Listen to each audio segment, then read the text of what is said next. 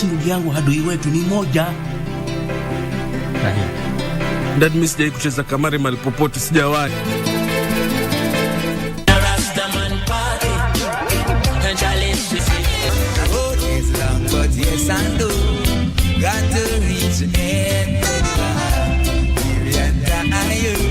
I can't stop the race. I've got to.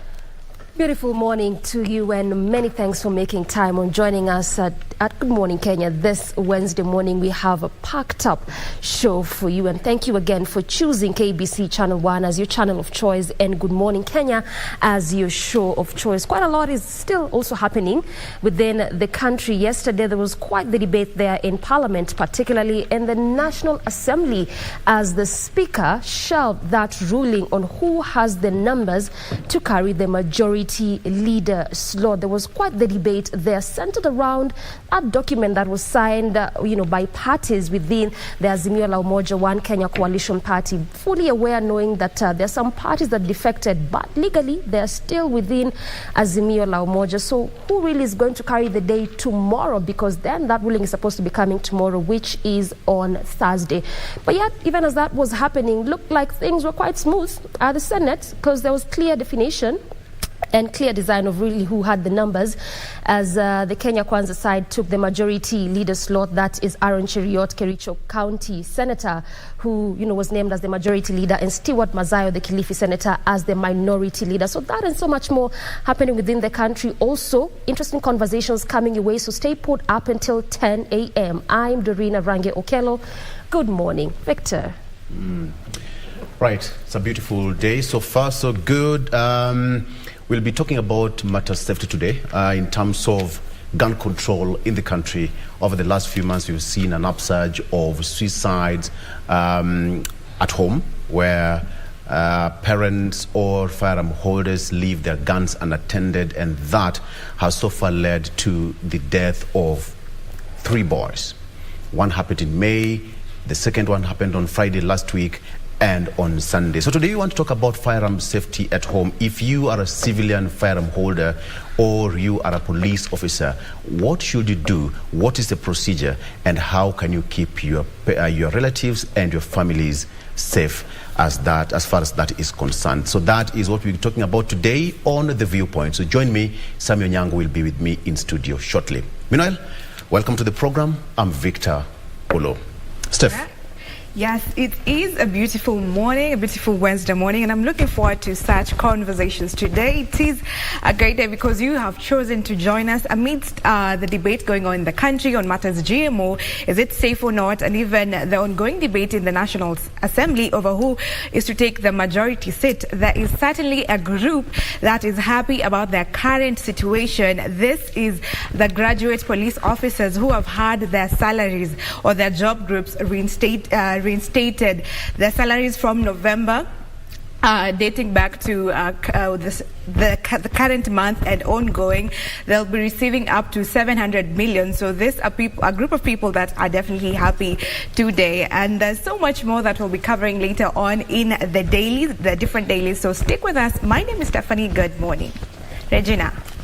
Indeed, being the 5th of September is that importers, if you're looking to import anything in the country, you have at least 1 or 2 months to go, depending on how you're counting, before 2023 clocks, as the ACA wants to make it mandatory, or rather government wants to make it mandatory for importers to register their IPs with the ACA recordation system. This is to both, secure what we are consuming as Kenyans locally, as well as to ensure that there's an equal playing field between what is imported vis-a-vis what is made here locally. The issue of counterfeiting and the question of numbers in Parliament continues taking shape.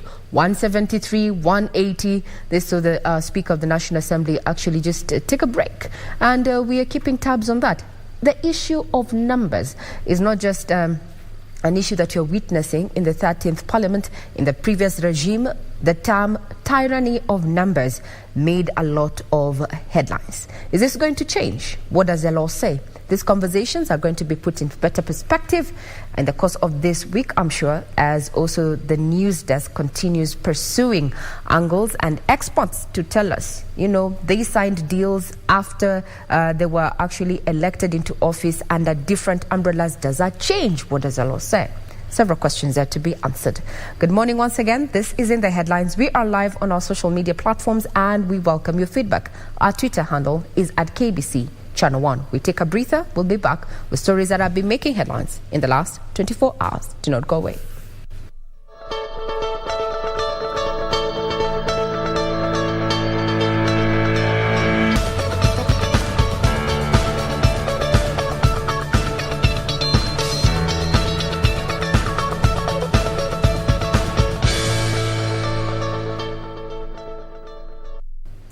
Good morning. You're watching In the Headlines on KBC Channel 1 and I am Regina Manyara. Now, the row over which party or coalition in the National Assembly should be identified as a majority party sparked intense debate with legislators who ditched Azimio, maintaining that they are members of the Kenya Kwanza coalition, even though the coalition agreement requires them to only quit 3 months after the election. Some of them stated that they had quit Azimio before the election. Speaker Moses Wetangula also rejected admissible a documentable by Azimio la Umoja Secretary General Junet Mohammed as a coalition's agreement with its member parties. At the Senate, the Speaker, Amason Kingi, refused to recognize UDM party senators as members of Azimio la Umoja.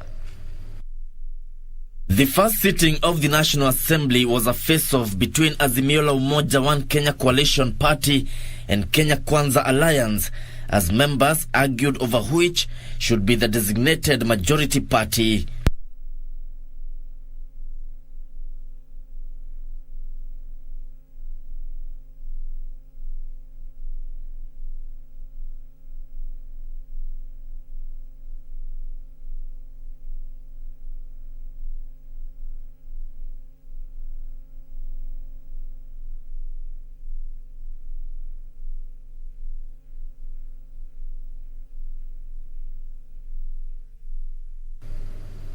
Now, still on matters, Parliament is at the August House is in session after plenary sittings kicked off Tuesday afternoon.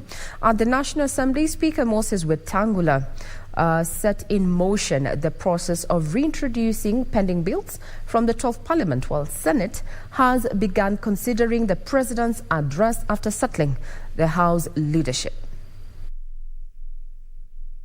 We'll be keeping tabs on that. Remember, further details are available on our website. Now, President William Ruto says he will work tirelessly to transform Kenya and no section will be left behind.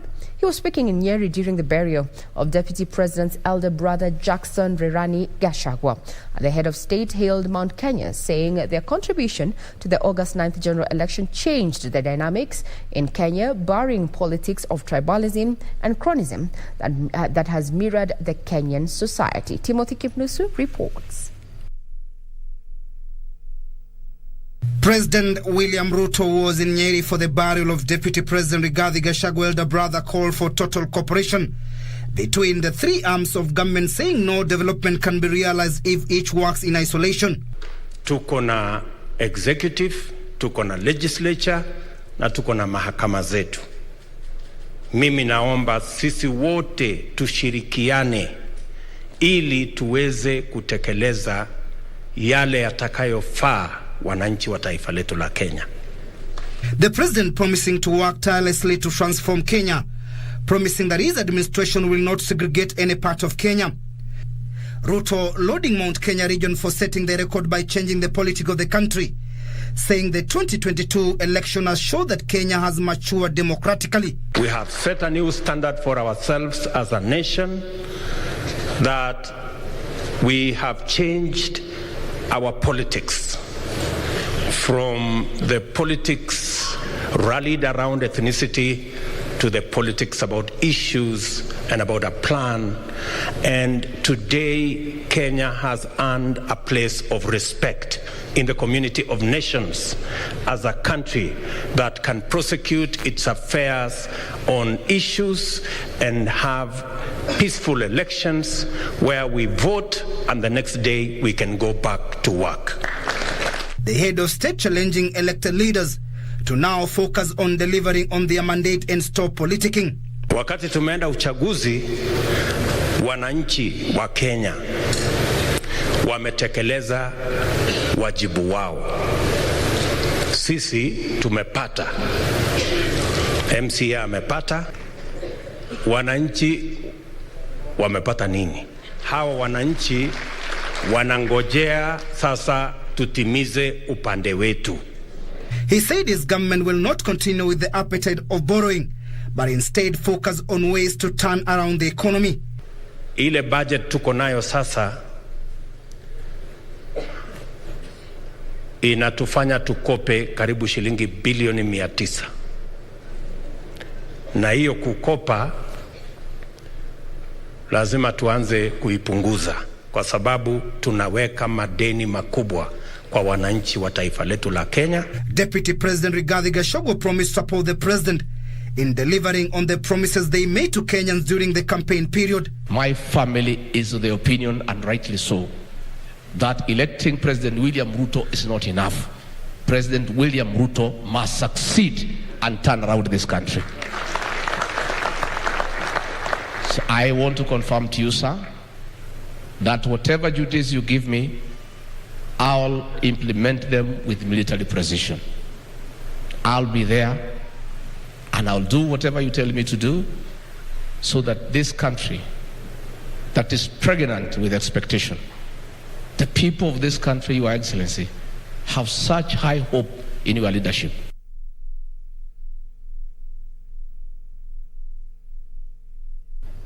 Now, still keeping up with the president's diary is that he has a new aide-de-camp, replacing the one that he inherited from former President Uhuru Kenyatta. He picked Colonel Fabian Lesuranga from the Kenya Army as his ADC, and he takes over from Timothy Stelu Lekol, who had been promoted to brigadier and deployed to the Department of Defense and headquarters. We'll be keeping tabs on the president's diary as we continue marking out their 100 days in office.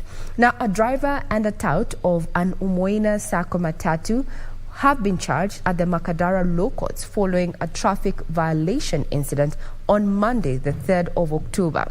Evans Mushemi and Ronald Katana appeared before resident magistrate Mercy Kivithye. Mushemi pleaded guilty to one of the 4 charges, while Katana pleaded guilty to all his 3 charges. Yusufara reports.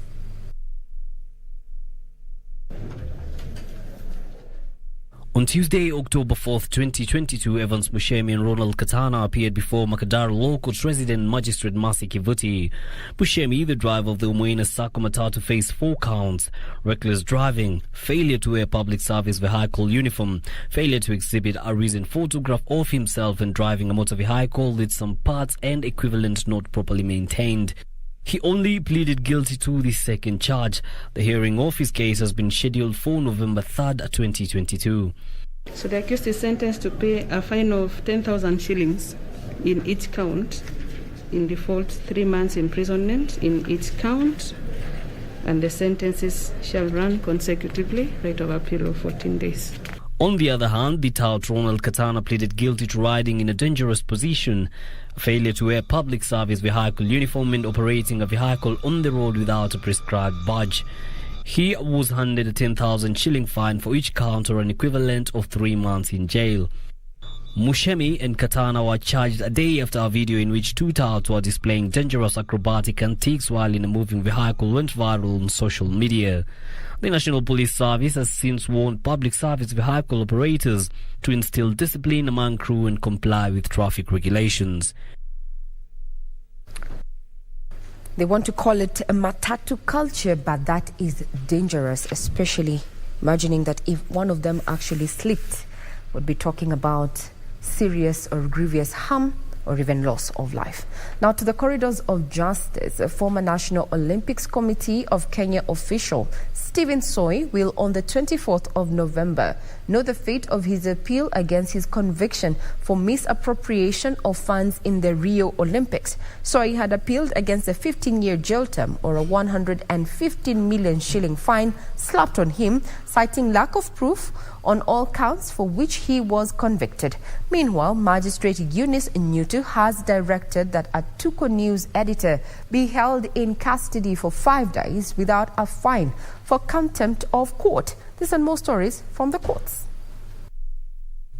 The former National Olympics Committee of Kenya official Stephen Soy, who was convicted in September 2021 to 15 years in jail or pay a fine of 115 million shillings over misappropriation of funds and abuse of office in the Rio Olympics scandal, has faulted the judgment of the lower court and urged the High Court to set it aside, claiming lack of evidence against him. In the appeal, Soy says he was even convicted on 2 counts for which he was not charged. He further said he was not to blame for the cancellation of tickets as his name was not in the contract on procurement of tickets. Soy further said there was no evidence of him improperly conferring benefits to his seniors, adding that he was not in the country at the time the alleged offence occurred. However, the Office of the Director of Public Prosecution opposed the appeal and urged Judge Esther Maina to uphold the judgment. The determination of the appeal will be made on the 24th of November 2022. Now that is what you should be submitting before the High Court. Yes. Meanwhile, Magistrate Eunice Nyutu has ordered a news editor from Tuko News to be held in custody for 5 days without a fine for contempt after he failed to apologize for alleged misreporting in a story. She also rejected the editor's application to stay the court's orders for 24 hours to allow them to get orders from a higher court. Matters Health, the Siaya County government has heightened surveillance on Ebola and established screening points as a contingency measure in curbing its spread. The County Executive Committee member for Health, Dismas Odhiambo Wakla, said that screening points will be at Sega and Unguja townships along the Busia-Kisumu highway, which is a major trade route to Uganda that is grappling with an outbreak of the disease. This even as 4 people have been reported to have recovered from Ebola Sudan strain in Uganda. With the outbreak of Ebola virus in neighboring Uganda and the porous nature of the Kenya-Uganda border, counties next to the border have been asked to be on high alert. Addressing the media in Siaya town, the County Executive Committee member for Health, Dismas Odhiambo Wakla, said they have intensified surveillance across Lake Victoria's islands and beaches and screening points erected as a precautionary measure in combating the deadly virus. I've activated all our rapid response teams at county, sub-county, but we want to take it, we are cascading it down to technical working groups at the wards, dealing with surveillance, which is basically tracing any cases or suspected cases that may be in our midst. Siaya County Disease Surveillance Coordinator Eunice Oreri appealed to the public to work closely with health personnel and other government officials to keep the deadly Ebola virus at bay. My call to action for the people of Siaya is to encourage them that in any case they see or hear of a suspected person exhibiting signs of Ebola viral disease, then we encourage them to report through the nearest health facility and even through the county emergency response number. Siaya is among the 20 counties placed at high risk of Ebola virus infection. To matters business, now just 100 importers have complied with a requirement to file the details of goods being shipped in ahead of the January 2023 deadline. Industrialization and Trade Cabinet Secretary Betty Minor says the Anti-Counterfeit Amendment Bill of 2021 before Parliament seeks to make it mandatory for those importing goods to register their intellectual properties in a move geared at protecting consumers and stemming counterfeiting. The latest National Baseline Survey on Counterfeiting and Illicit Trade indicates that the magnitude of illicit trade in Kenya is valued at over 800 billion shillings annually, and currently the country is losing about 100 billion shillings to counterfeiting activities every year. One of the things we are now working on is ensuring there is greater collaboration between the rights holders and government by demanding recordation. In 2019, the government amended the 2008 Anti-Counterfeit Act by introducing mandatory requirement to record intellectual property rights for goods being imported into Kenya with the Anti-Counterfeit Agency. I can say we are at 100 companies that have so far recorded with us, but we know that this is going to increase as we push forward through awareness, because we're also creating awareness among the importers. The Anti-Counterfeit Amendment Bill of 2021 before Parliament seeks to make it mandatory for an importer to register details of the goods in a move expected to enhance consumer protection and stem counterfeiting. We acknowledge that the communication between rights holders and the enforcement authorities is very important. And for this you need a database. This is being built up now. And what we are doing, we are trying to exchange now experiences between the jurisdictions that have done so already on the continent. The deadline for the commencement of recordation was initially set at 1st of July this year, but has been extended by 6 months to the 1st of January 2023. Now to sports. World Marathon record holder Eliud Kipchoge and newly crowned London Marathon champion Amos Kipruto returned home yesterday. Kipruto alongside Jocelyn Jepkoskei, who finished second in the women's race at the London Marathon, were hosted by Kenya Airways at the Plaza Premier Lounge at Heathrow Airport before flying home in style at premier class. Kipchoge recaptured the Berlin Marathon title in style, smashing his own world record by 30 seconds in the German capital on September 25th, and the 37-year-old Olympic marathon clocked 2 hours, 1 minute and 9 seconds, beating his previous world record time of 2 hours, 1 minute and 39 seconds set at the 2018 Berlin Marathon. Kipruto, who had finished second in Tokyo, much behind Kipchoge, clocked 2 hours, 4 minutes, 49 seconds to win the London Marathon on his debut on Sunday. Akaniambia this is a faster course, so I think London is faster course, na nilifurahia tukikimbia, tulikuwa na cheering through the street, so nilifurahia hiyo sana, kwa sababu uwezi sikia ile uchungu ama uwezi kuwa na ile uoga ya kusema nimekuwa peke yangu, lakini kwa sababu kulikuwa na umati wa watu walikuwa na kupatia support all the streets. Nimalize, nilikuwa kubase but nilipata challenge kidogo juu si kupika mazoezi ya kutosha.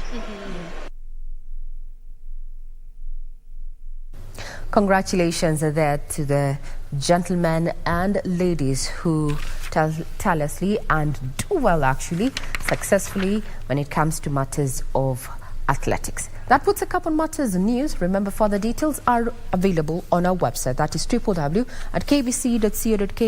We take a quick breather. We'll be back with the dailies.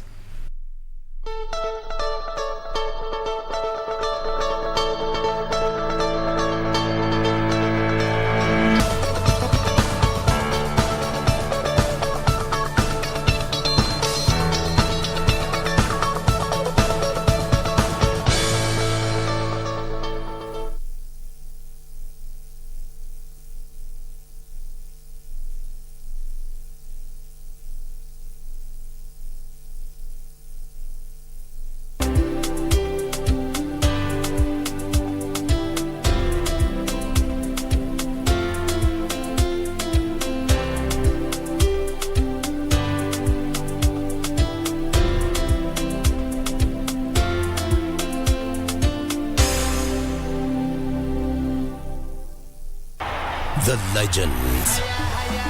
And familiar chants will grace KBC once again.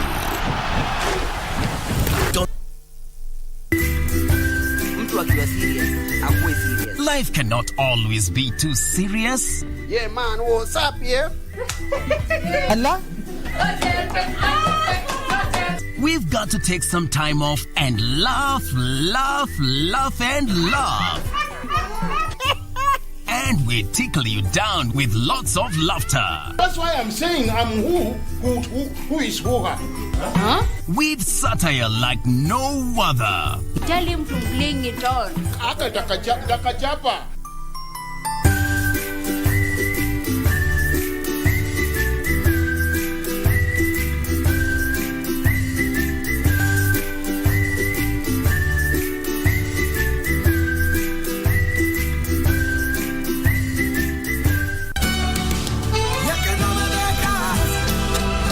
That woman Nuria is evil. She wanted to kill the children, and when Alfonso saw her, he ran towards her to stop her, and then she killed him. I want to see him right now. No one can see him for the moment, Mao. Oh my goodness, I hope Grandpa will be saved. That's why I'm letting you know that I'll just stay here for a few more months. I'm going with her and I won't come back. Well, you're not as stupid as you look. I'd like to pull out at once. Everything I feel. But I couldn't. I don't understand why I have to defend and protect a murderer. Felix is not a murderer. And you? Are you one? Me? Yes. But you shouldn't have the slightest doubt that my dad has to die.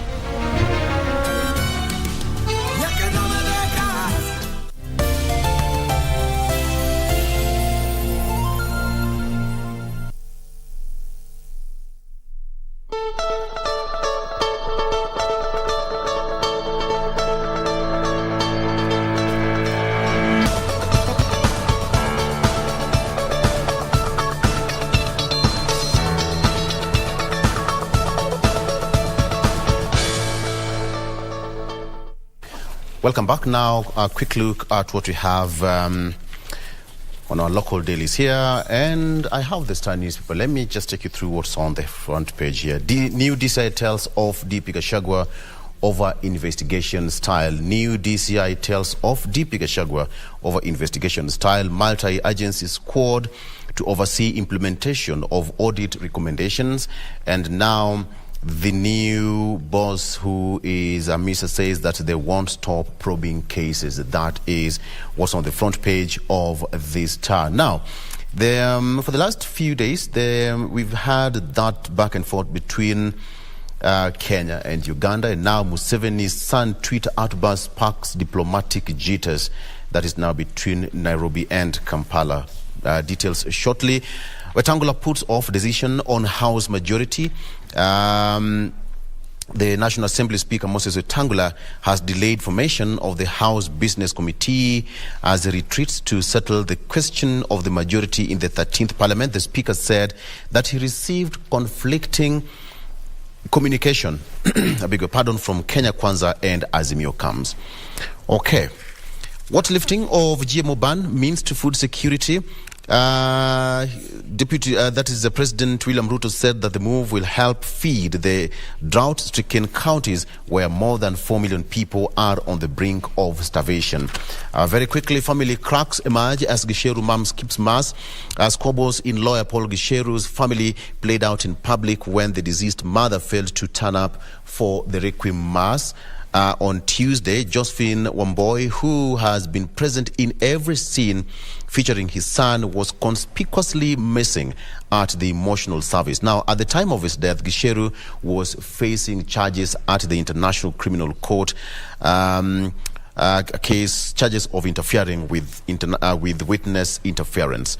So, when they were asked, a family member said that their whereabouts, they said that he was not allowed. That's a brother said that he was not allowed to comment on the matter, but they were focusing on the burial.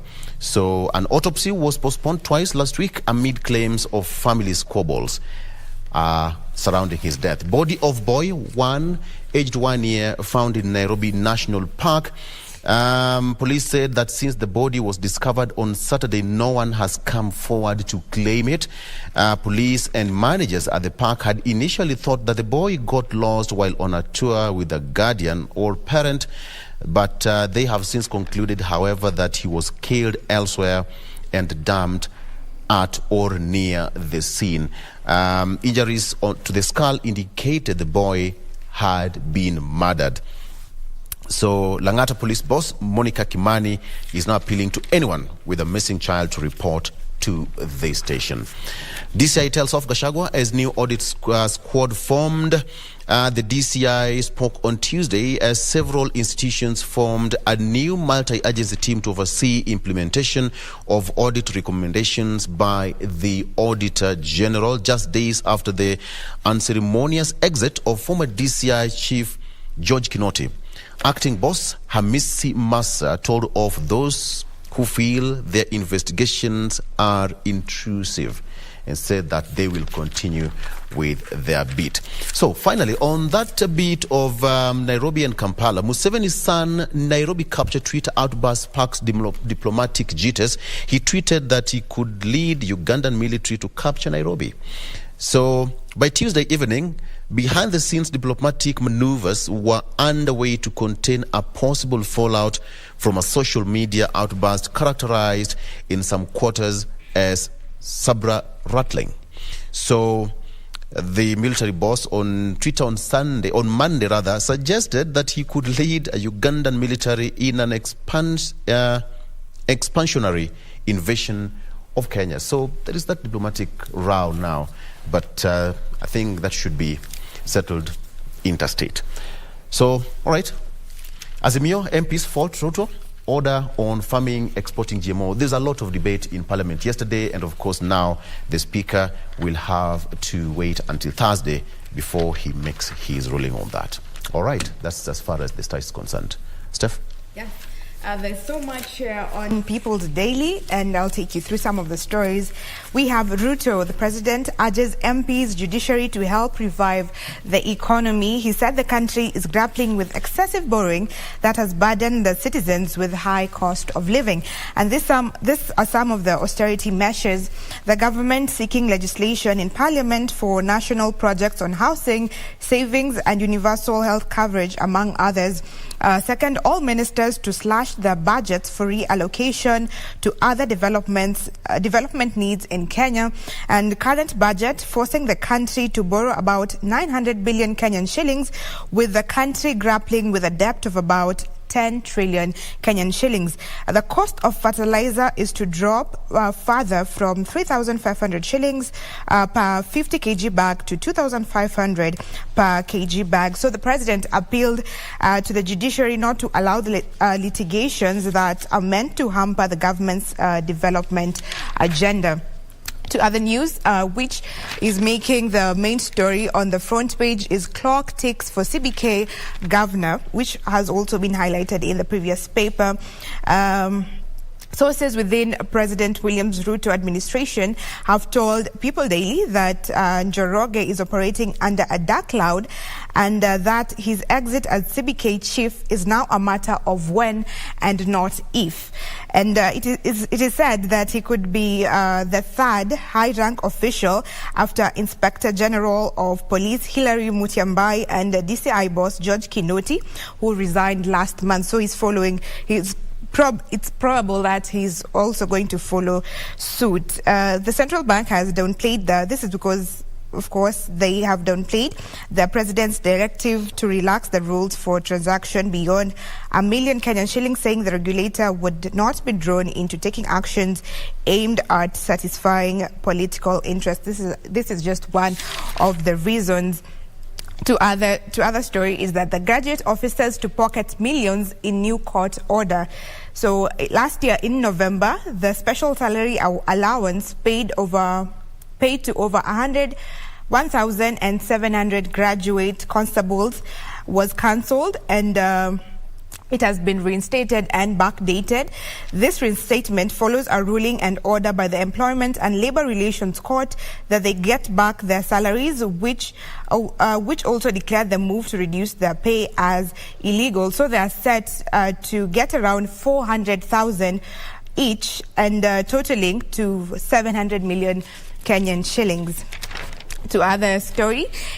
On matters health, malaria-prevalent counties report drop in infections over rainy season. So these counties are Kakamega, Kisii and Nandi, who are indicating low risk of the disease outbreak during this particular season. So that is good news in those areas. And lastly, today is the World Teachers' Day, and they have been featured in 3 pages celebrating the strength and resilience of our teachers. The TSC will be rewarding tutors for the exemplary work they have been doing, especially for the good performance in the last examination class. Others to be rewarded are teachers who have received national or continental awards in the last 1 year, as well as the 8 teachers who were named by President William Ruto to the Education Task Force last week. And we have a special feature there on one visually impaired teacher, Simon Jenga, who stands out amongst his colleagues at Kariguni Primary School. Despite his being visually impaired, he's able to run about his duties just like any other teachers. He's been in the profession for the last 11 years, and he says teaching is a passion for him, and eyes on the president as teachers await promised delivery. He made a commitment to the education, promising that he would address inequities in the sector to ensure a level playing field for all. So, yes, happy Teachers' Day today to all our teachers. These are some of the stories making news on People's Daily. Doreen.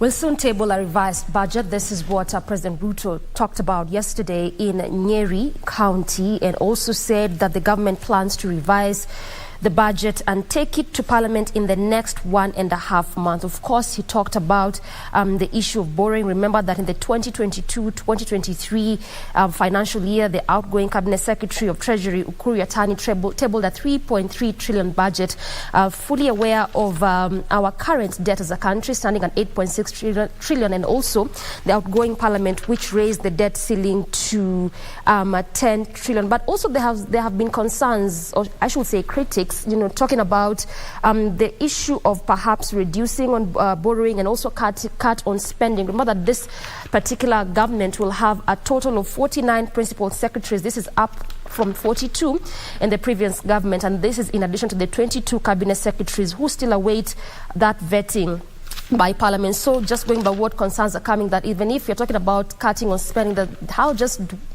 we not begin by trimming how the executive is looking like? But we're going to see how all this will pan out, even as he has been so big on the issue of cutting on spending. He also talked about ministries to at least save 300 million in the various ministries. All this to just try and see how best our economy can be improved. Away from that, Siaya MCAs diverted county cash to campaigns, also an issue that was raised by the Siaya governor, that is James Orengo, that in the run-up to elections, some 400 million had been diverted from the county government to various individuals. And just going by that particular issue, there are now fresh details emerging as per how that happened. Going by what you have in this particular article, citing that the MCAs twisted the executive to illegally divert millions to their campaigns for the August 9th general election. So this money that was being talked about was basically for the purpose of campaigns.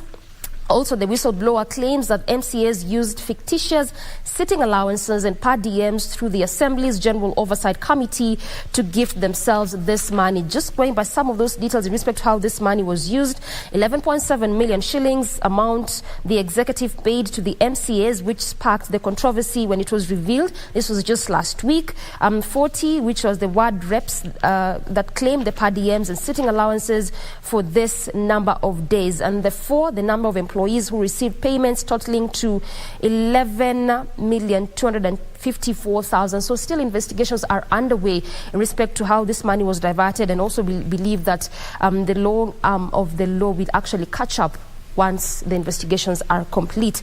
Also, calls for use of e-voucher in cheap fertilizer distribution. We are fully aware that going by that present directive, fertilizers had been reduced from 6,500 to 3,500, which was a good move. But again, stakeholders are raising concerns in the agricultural sector, wanting the president to adopt his predecessor's way of doing things, that is using the e-voucher method of distributing this subsidized fertilizers to the farmers. There are concerns, or fears, is because of saying that this ongoing distribution of subsidized fertilizers is vulnerable to abuse and also threatens related businesses. There had also been some concerns, particularly amongst farmers who are not registered with the relevant bodies, not being able to, get this subsidized fertilizer. So this is why stakeholders are really calling on the state to just employ the use of e-vouchers to ensure that farmers can be able to get this commodity, that is the subsidized fertilizers.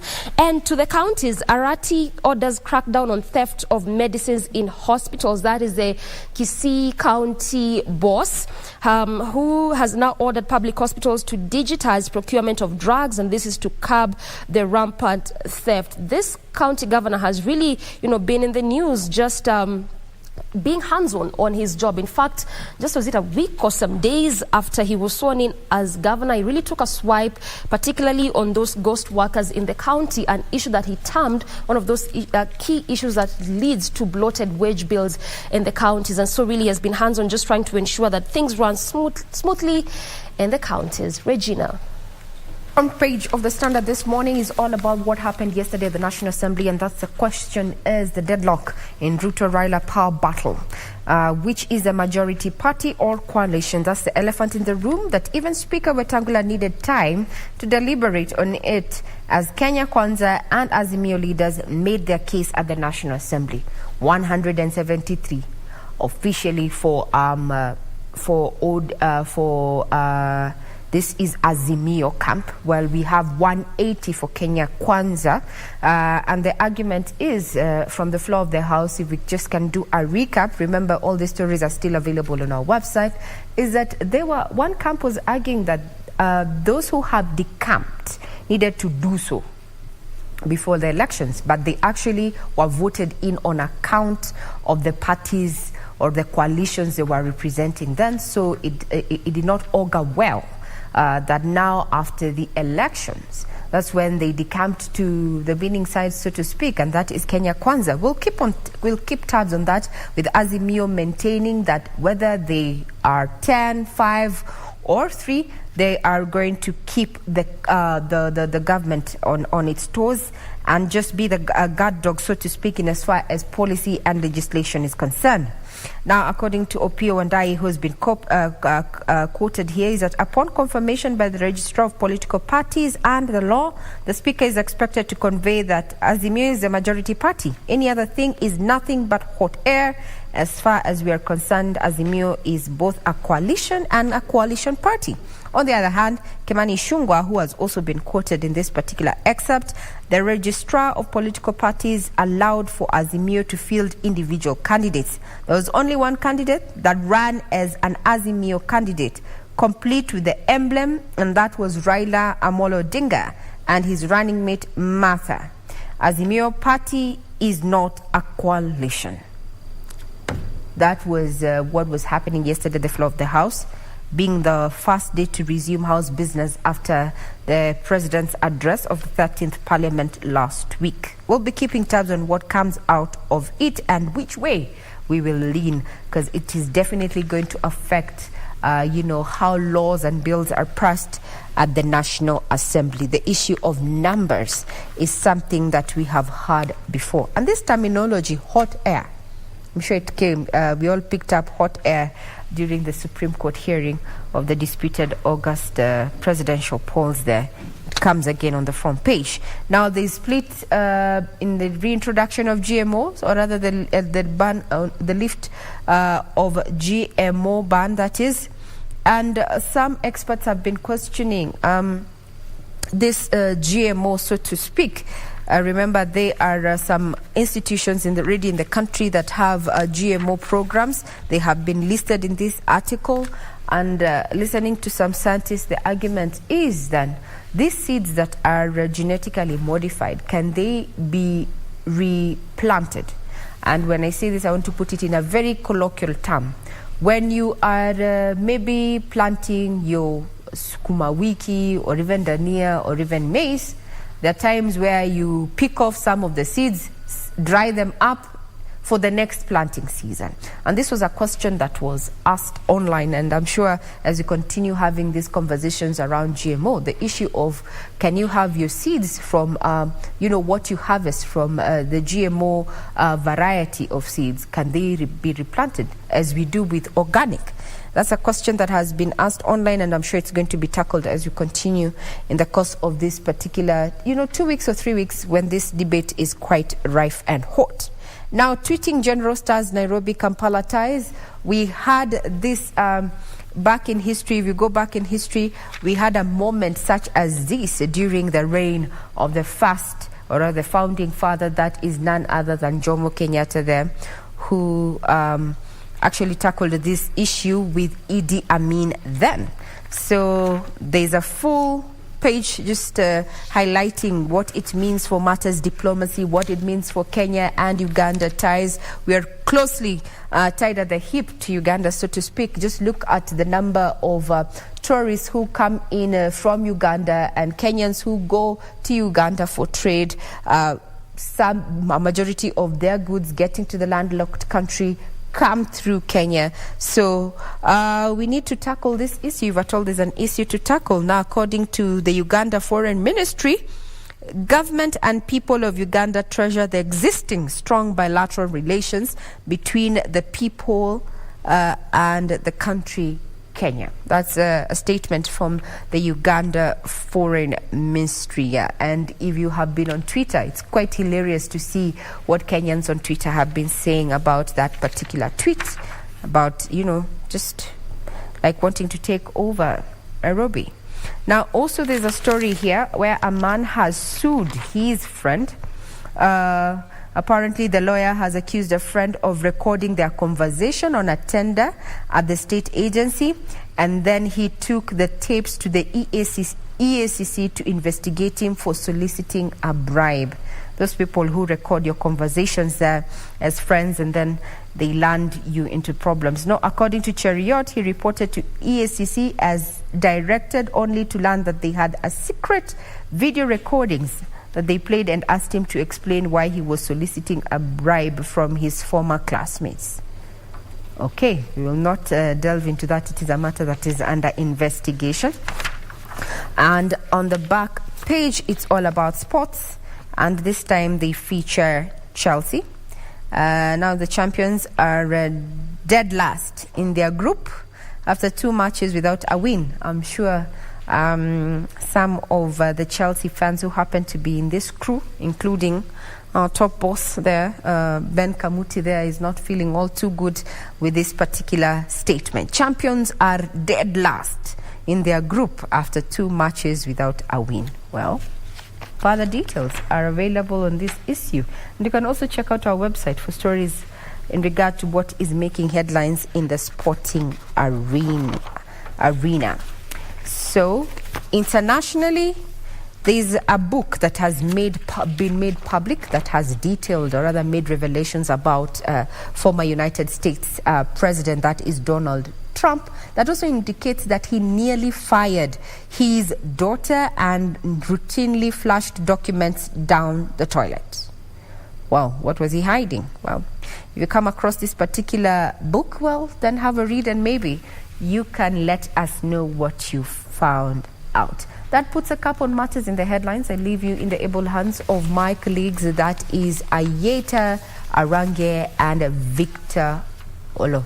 Now we're going to be taking a quick feature before we get back to matters of conversations that are highly emotive, especially when it comes to cases of, suicide by children.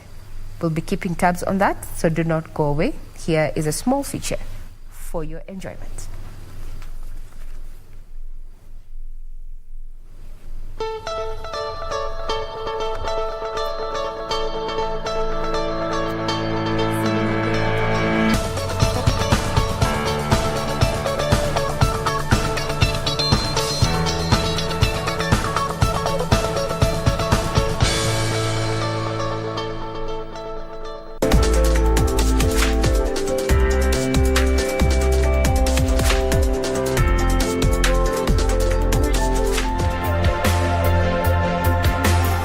We're here at the Kengen Geothermal Generation Plant in Naivasha to get to witness the process of geothermal power production. We're taken to the steam fields, the actual source of geothermal power.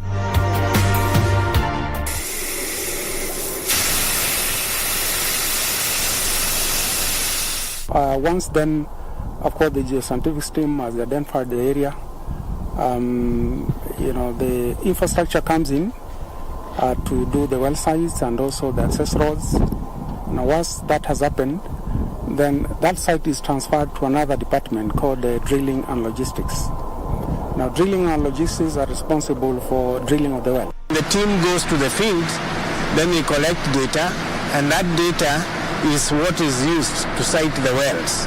A suitable site for us to be able to drill that well.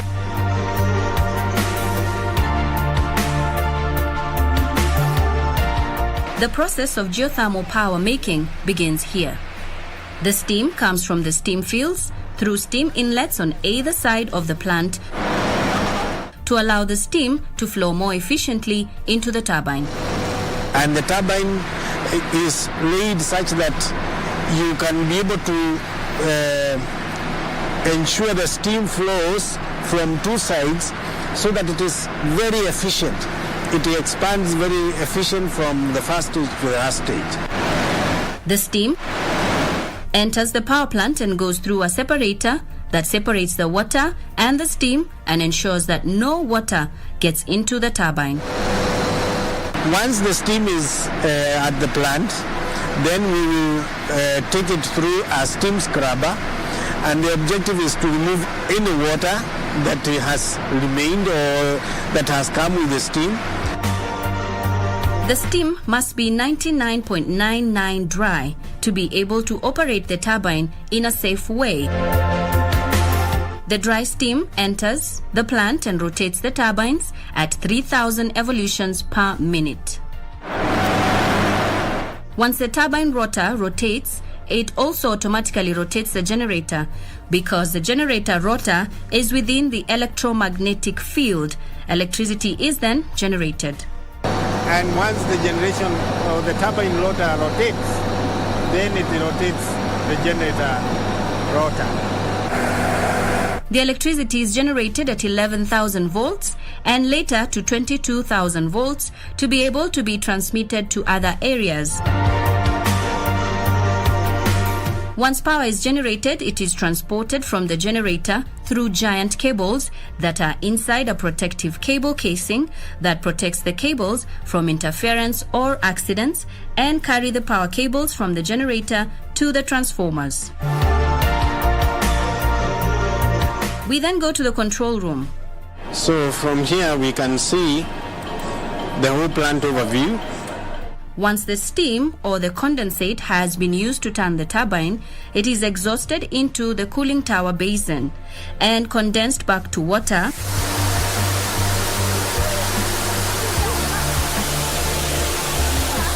So this is the final stage of the process.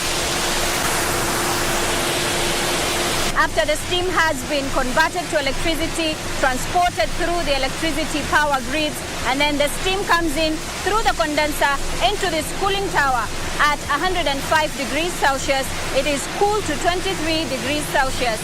It is then re-injected into the reinjection tank where the process begins all over again. Nisi Manokoth for the process.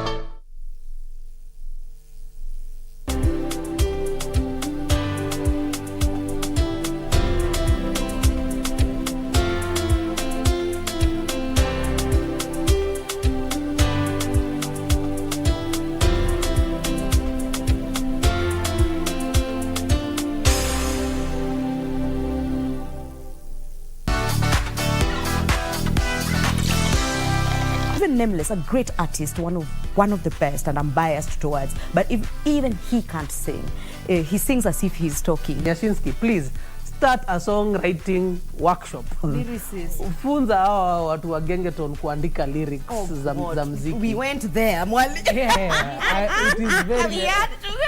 We need an intervention. I'm in a place where I went to look for a job into a certain brand, and they told me, sorry, we cannot work with you because you're a single mother. Can you declare what you do on TikTok privately? I follow Aziad. That one is... that one I follow. Wewe kama mbaba.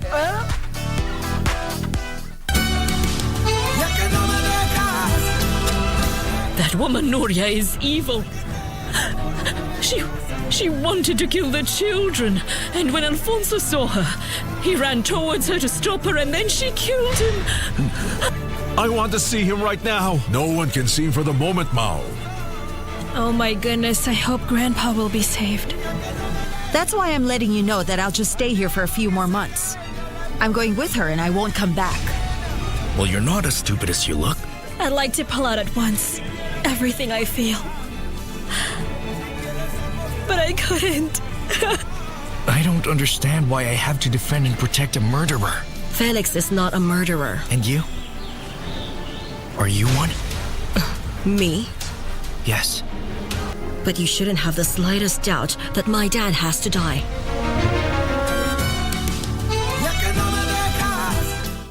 At KBC Channel 1, we put people at the heart of events with our captivating weekly news features. Every day, we are breaking new grounds with informative, entertaining, and inspiring human interest stories. On Mondays, 9 p.m., we have The Cabinets. Tuesday, 9 p.m., we get inside the barracks for military tales. We delve in the world of cinemas and theater each Wednesday night. For the young and industrious, make a date with us every Thursday at 9 p.m.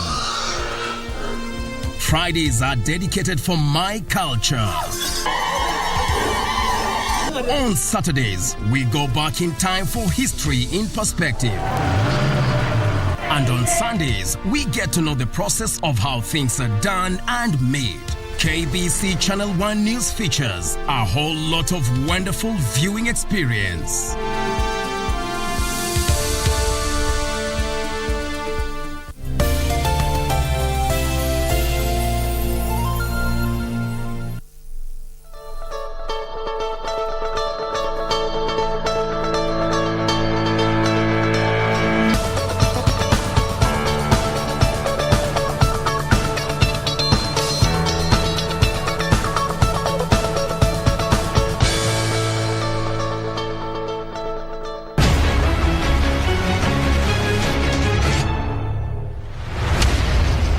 John Ngugi Kamau had no idea that he would venture into athletics. Kajo ilikuwa inaorganize bio hizi inatupatia karai, ukikimbia unapatia karai ama blanket. Alafu ikanipatia morale. Training camps were then organized in Nyahururu, and he and Ngugi was able to come face to face with national athletic celebrities of the time. Tukawa tunakutana na watu kama Henry Lono na Maina Boy, Rate Maina Boy na kina Atuti. Ikawa sasa wakati huo dina mimi nikatamani kukimbia kama hawa, kwa vile nilikuwa naona wengine wakiwa na magari hapo, nikaona mimi naweza kimbia hata mimi nipate kagari. Shortly after, by a twist of fate, Ngugi met a stranger that would help him realize this dream. Kwa meja mwingine alikuwa anaitwa Meja Ngoro, akachukua mimi akaniambia hii mtu ni Masura amekosa. Akaniandikia Masura baiti moja na nyama. Wakati nilikula sasa, nikaanza mazoezi kali. Wakaona hii kijana wanaweza kimbia.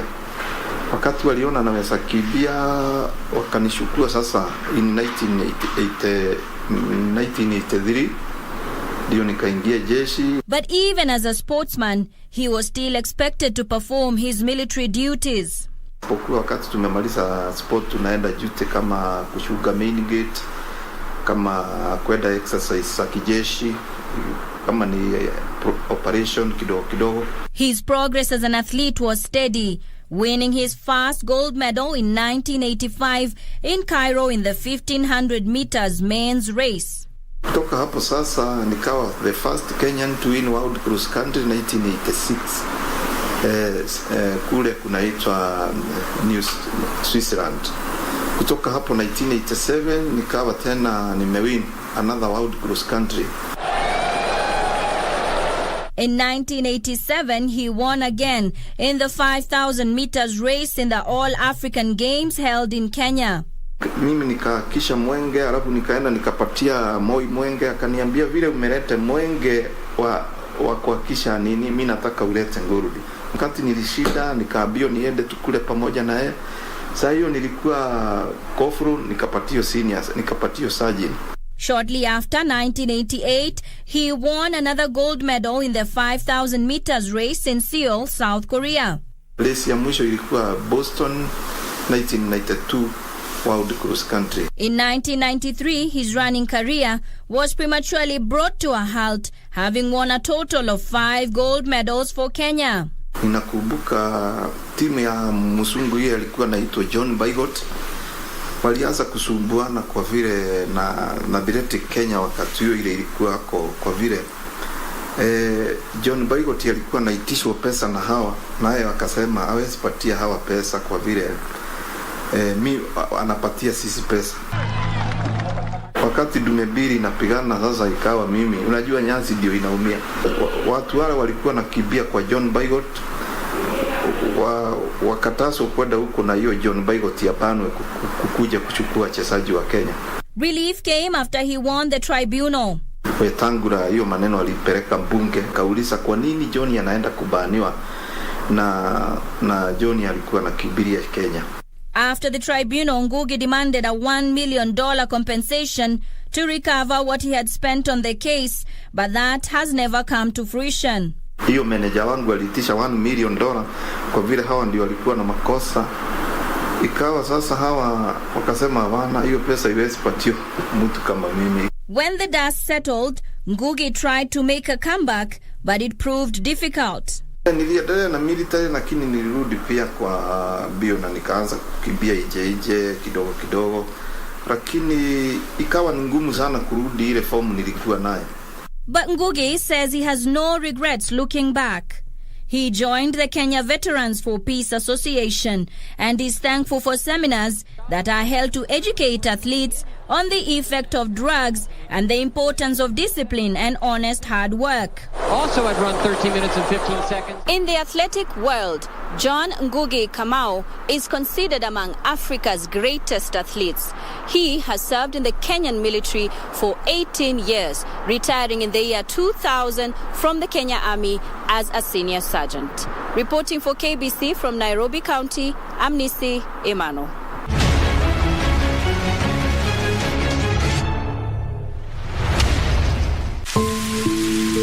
Imagine a situation where your palms are dripping wet to a point of avoiding physical contact with other people, say through the shaking of hands.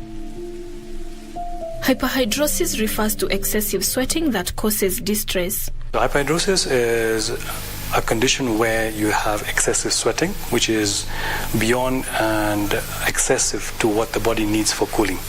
So you'll notice that a lot of patients have generally a lot of sweating, but those who have excessive sweating is now when you come to hyperhidrosis. There are 2 types of hyperhidrosis, primary also known as focal and secondary also known as generalized.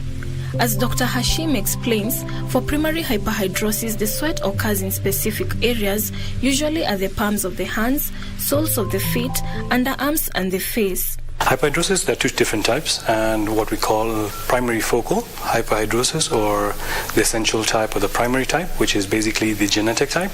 And then you have the secondary or the acquired type, which is a form that comes more towards adults compared to primary focal, where it's mostly seen in children. For secondary hyperhidrosis, sweat occurs on the whole body and it happens even during sleep. There is an underlying medical condition to this type of hyperhidrosis. So as soon as you kind of treat the cause of hyperhidrosis, for example, tuberculosis, the sweating would actually go down, all right? When it comes now to the primary focal hyperhidrosis, you see, the entire cause is a genetic factor, which is causing an excessive increase in the sweat gland stimulation, which is causing an excessive sweat production. For Edith Kimani, she was born with primary hyperhidrosis, which she says affects her social life and career choice.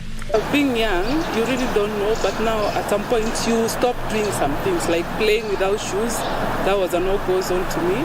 Going to people's houses without shoes or socks was a no-go zone for me. So as a kid, you really don't know how to take it, but I wanted to be a doctor personally. But now, when you do gloves, technically by the time you're 10 minutes into practicing or doing whatever you're doing, you're wet. The gloves are wet.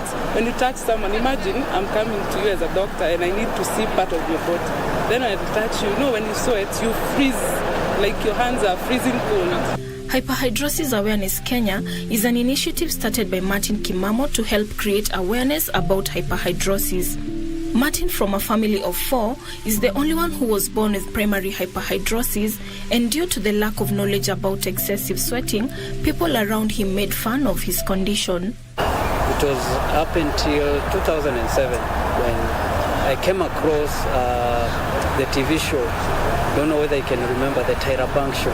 It caught my attention because I sat down and I was like, okay, so this condition has a name, it's hyperhidrosis. And from there is when I started doing the research.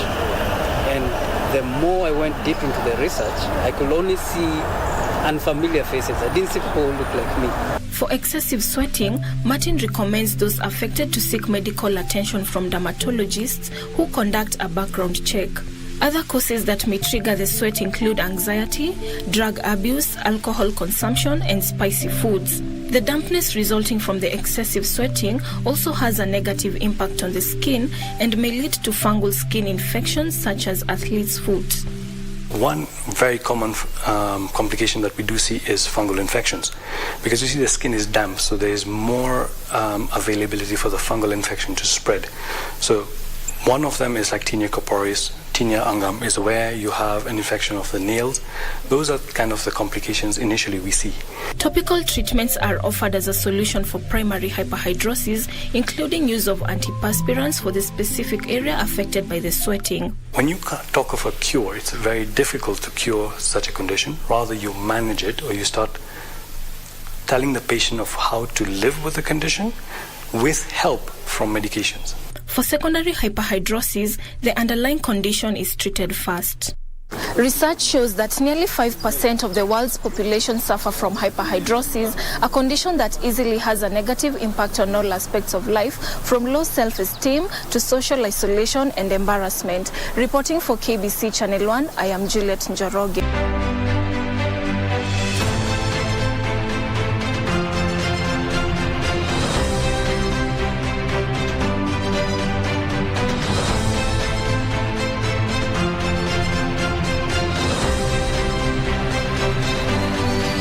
Born on the 23rd of February 1938 in Gesusu, Nyaribari, Masaba, Professor Sam Kigengo Ongeri was first elected to Parliament in 1988 to represent Nyaribari Masaba constituency. Immediately after his election, Professor Ongeri was appointed Minister for Technical Training and Applied Technology of the newly created ministry, hence his team had to define its mandate. Having to get creative due to lack of donor funding, as Kenya was at the time facing hostility from the West, Professor Ongeri and his team capitalized on the Directorate of Industrial Training, embarking on upgrading the skills of workers both in the private and public sector at the facilities in Mombasa, Nairobi and Kisumu. In the multi-party elections of 1992, Professor Ongeri lost his Nyaribari Masaba parliamentary seat to Dr. Hezron Manduku. However, President Daniel Arap Moi appointed Professor Ongeri Kenya's permanent representative to the United Nations Environment Programme UNEP. He was also appointed chairman of the University of Nairobi Council. He would leave a mark well at UNEP, successfully leading a fight to defeat a plan to move the organization's headquarters from Nairobi to either Europe or New York. Professor Ongeri would later reclaim the Nyaribari Masaba parliamentary seat after the 1997 general election and make his cabinet comeback as Minister for Local Government. In a cabinet reshuffle in the year 2000, he was moved to the Ministry of Health. Hezron Manduku would once again dethrone Professor Ongeri in the 2002 general elections. In that election, the Ford People Party, led by Simeon Nyachae, who was vying for the presidency, won all seats in the entire Gusii region. Professor Ongeri recaptured the Nyaribari Masaba parliamentary seat in 2007 on the Orange Democratic Movement ticket, becoming the Minister for Education from 2007 to 2012 and Minister for Foreign Affairs between 2012 and 2013. He was unsuccessful in his first run to represent Kisii County as a senator in 2013, losing to Chris Obure. In 2017, he was elected to represent Kisii County in the Senate, becoming the oldest member of the Kenyan Senate. On 12 September 2012, Professor Ongeri was part of a Kenyan delegation meeting in Mogadishu with newly elected Somali President Hassan Sheikh Mahmoud when two Al-Shabaab suicide bombers and gunmen dressed in government uniforms launched an attack on the Jazeera Hotel where the officials had convened. None of the assembled statesmen were harmed. Early in 2022, Ongeri decamped from ODM to the Democratic Action Party DAP Kenya, on whose ticket the seasoned politician was vying for the Kisii gubernatorial seat in the August 9th, 2022 general election. I have a wealth of experience that when I take the office, I'll then apply, first of all, the spatial planning, not only for the Kisii town, but for other urban centers like Ogembo, Nyamache, Nyamarambe, Marani, Suneka. They need to be properly planned so that when the development takes place in an orderly fashion. He lost to eventual winner Simba Arati.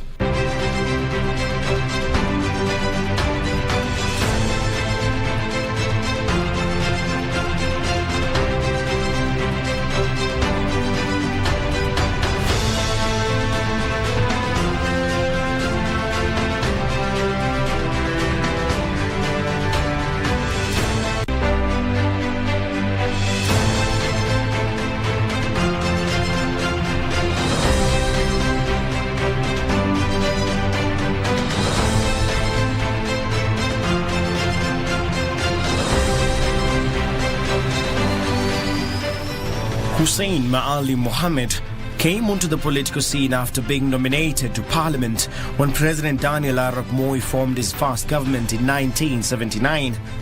This was in line with President Moi's bid to promote the interests of small communities that had arguably been marginalized since the colonial era. Popularly referred to as Hussein Maendeleo owing to his popularity as a businessman in Garissa town, his fortunes and that of his family would change in August 1982 during the attempted coup. His older brother, Mahmoud Mohammed, then a senior military officer, was instrumental in suppressing the coup. Mahmoud would be rewarded by being appointed a deputy commander in the Kenya Army as commandant of the renamed 82 Air Force. This would be followed by yet another promotion 4 years later when he was named Chief of General Staff. Hussein Maali Mohammed, on his part, would successfully contest the Garissa Central Parliamentary seat in the 1983 snap elections, upsetting the incumbent Abdi Aris Mohammed. Moi went on to appoint him Minister of State in the office of the President alongside Peter Nyakiamo. The appointment made Mohammed not only the first cabinet minister from the northeastern province, but also the first from the Muslim community in Kenya. It was the president's intent to try and solve the mistrust between the government and the Somali people living in Kenya, owing to their marginalization as well as other communities from the region. It was Mohammed's duty to smooth the process of repairing the broken trust between the government and the region, as well as headlining the fight against insecurity and banditry in northern Kenya. The role came with many enjoined issues, like the high number of Somali refugees streaming into Kenya and ivory smuggling ring operating between Somalia and Kenya. A year after being re-elected to represent the now renamed Garissa Township constituency in Parliament, Mohammed would clash with MPs from Wajir and Mandera over his remarks where he called out Somali nationals who are infiltrating Kenya from Somalia and supporting poaching and banditry. His bold stance on poaching would only add to his popularity in Moi's government as well as among northeastern residents. By the early 90s, Mohammed had become a decisive leader in the ruling party KANU amidst the return of multi-partyism in the country. He had been elected as KANU's Assistant National Organizing Secretary and was crucial to mobilizing Northeastern to overwhelmingly vote for Moi's re-election as president. Mohammed would also win the Garissa Township parliamentary seat for that consecutive time, despite prior criticism of Moi's government. In early 1993, Mohammed found himself colliding with the Provincial Commissioner of Northeastern Province Amos Bore, who he accused of failing to fight insecurity in the region. In April 1993, in what most considered a demotion, Mohammed was moved to the Ministry of Culture and Social Studies. He later claimed he had criticized KANU from within, only in the spirit of constructive criticism. He would once again retain his parliamentary seat in the 1997 general election, after which he was appointed Minister for Research, Technical Training and Technology, serving for only a year before he was moved to the Ministry of Rural Development. He was then moved to the Ministry of Women and Youth Affairs. By the time President Moi was concluding his tenure in 2002, Mohammed was Minister for Medical Services. In the elections held the same year, that was in 2002, he was yet again one of the few MPs who retained their seats. In 2007, he opted to resign from active politics, with Aden Duale succeeding him as Member of Parliament for Garissa Township. In 2016, President Uhuru Kenyatta appointed him Chairman of the Wasonyiro North Development Authority.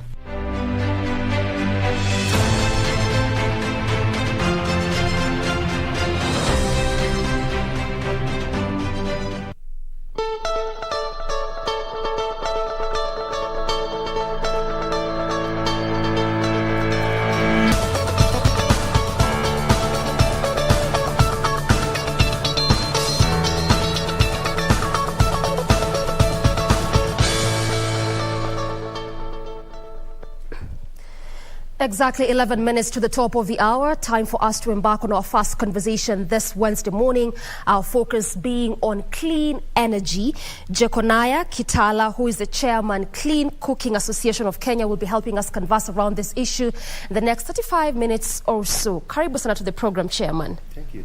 Let's just start from the data and statistics that we have. A third of global population, which still uses what we call the solid biomass. This is, of course, we're talking about wood, charcoal, and when you come down to Kenya, you're talking about 80% of Kenya's population. Quite a significant percentage of our population that still heavily relies on this form of energy. Just talk to me about some of the negative impacts of this kind of energy before we go to what clean energy is. Yeah, thanks, Doreen. And as you rightly put it, that in this country, about 80% of the population cook using biomass. And when you're talking about biomass, we're talking about predominantly firewood, but also charcoal. And this is quite a huge percentage of the population. Again, about almost 60% are using the three-stone fire, which is essentially the most traditional cooking technology that we have.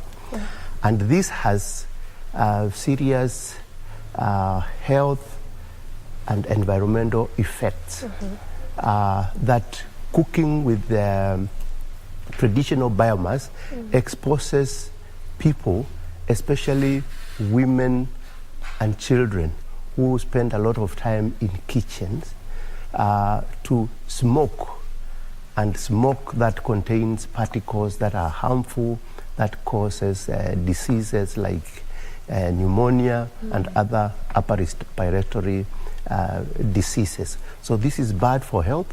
It is bad for the environment because we are cutting trees. Very many trees are being cut for purposes of firewood, for purposes of burning charcoal. And this is not sustainable in this time when we are all concerned about environment change. And so the need to do something to manage the way we cook, help people shift from the traditional cooking technologies to cleaner cooking technologies that are safe for the environment, that are healthy, and that are good for our women and girls, so that we save the amount of time that they spend collecting firewood, and then also their exposure to smoke in the kitchen. Yes. Well explained. But let's just stick there to that health bit just for a moment. And yes, you have talked about pneumonia, and of course you understand that there are many other diseases that emanate from this. But then what really is the detriment of using this form of energy, particularly to one's health? Again, this is also taking cognizance of the fact that we still have a huge population, much as we talk about those health issues, but looks like none is really paying attention to the health implications of using this kind of energy. Just how bad is it to one's health? To what extent? Yes, so this is quite serious. Yeah. But unknown to many people, that exposure to smoke in the kitchen, because of the manner in which many people cook in enclosed spaces, that leads to the kind of diseases that we talked about, Yes. the upper respiratory tract infections, pneumonia, and even cancer. And actually, the health experts say that somebody spending a day in the kitchen, typically the amount of time that women and girls spend cooking, the amount of smoke that they inhale is equivalent to smoking up to 12 packets of cigarettes. It's that bad. So if we know that smoking is bad, then exposure to smoke in the kitchen is equally bad, if not even worse.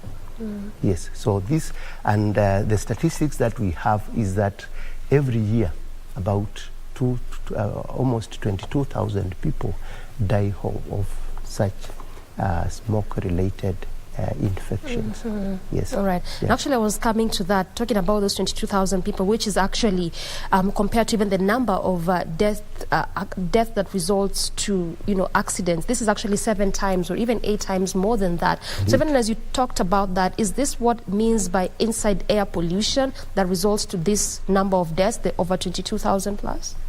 Yes, so this exposure to smoke in the kitchen is what we call indoor air pollution. Okay. Yes, which is bad, because then people sitting in the kitchen, you are exposed to a lot of smoke, a lot of particles, minute particles that you inhale without noticing it, and so this is what is harmful for health. Yes. Well said. Now we'll come to the project that you're undertaking, but before we get to that, talk to me about the mandate of Clean Cooking Association of Kenya as the chairman. Yes, so the Clean Cooking Association was established about 10 years ago. This is a business membership organization consisting of private sector, development organizations, and even some government agencies. And the mission of the Clean Cooking Association of Kenya is to promote the uptake of clean cooking solutions through awareness creation, through building capacity of enterprises in that sector, and also through engaging with the government to create a more conducive policy environment for the sector to be able to thrive, because this is an important sector, because it affects all of us. Yes. Yeah. What has been the progress so far since this association was formed, and how many areas have you been able to target thus far? Yeah, so looking back in the last 10 years, we've seen remarkable progress in the uptake of these clean cooking technologies,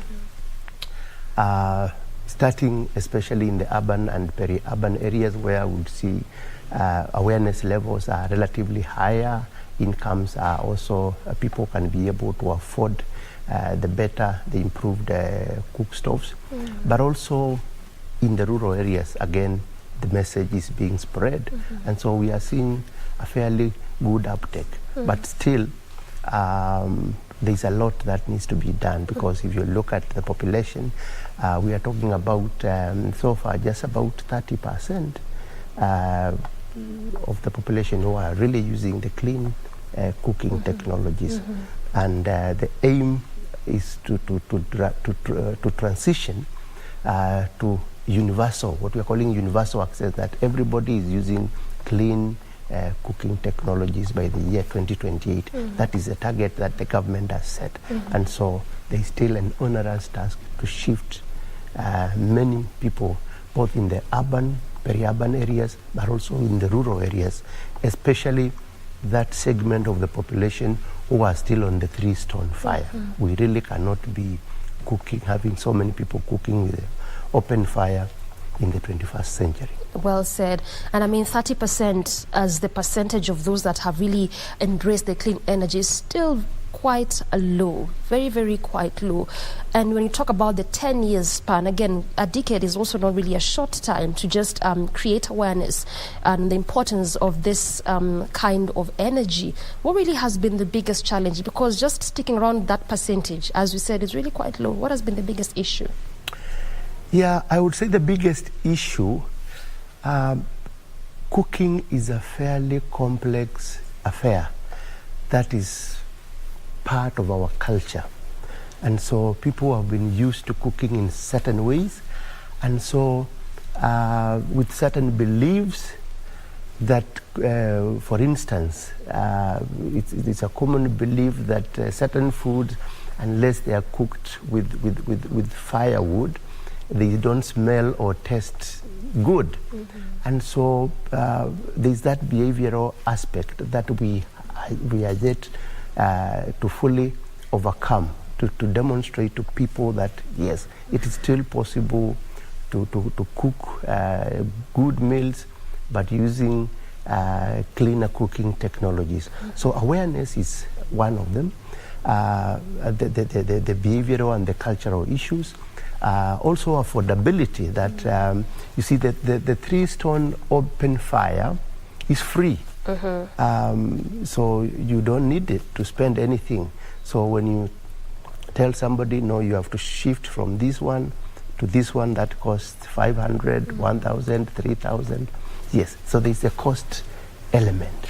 And so I would say those are the key barriers that have made it not possible to reach as many people as we would love to. Yeah. Yes. All right, and I want us to take a very quick break. We come back, we look at more of those barriers as well as the improved cook stove and the project that you're undertaking across the country. Due for our first break in this conversation. Stay with us. Coming up, more with this conversation.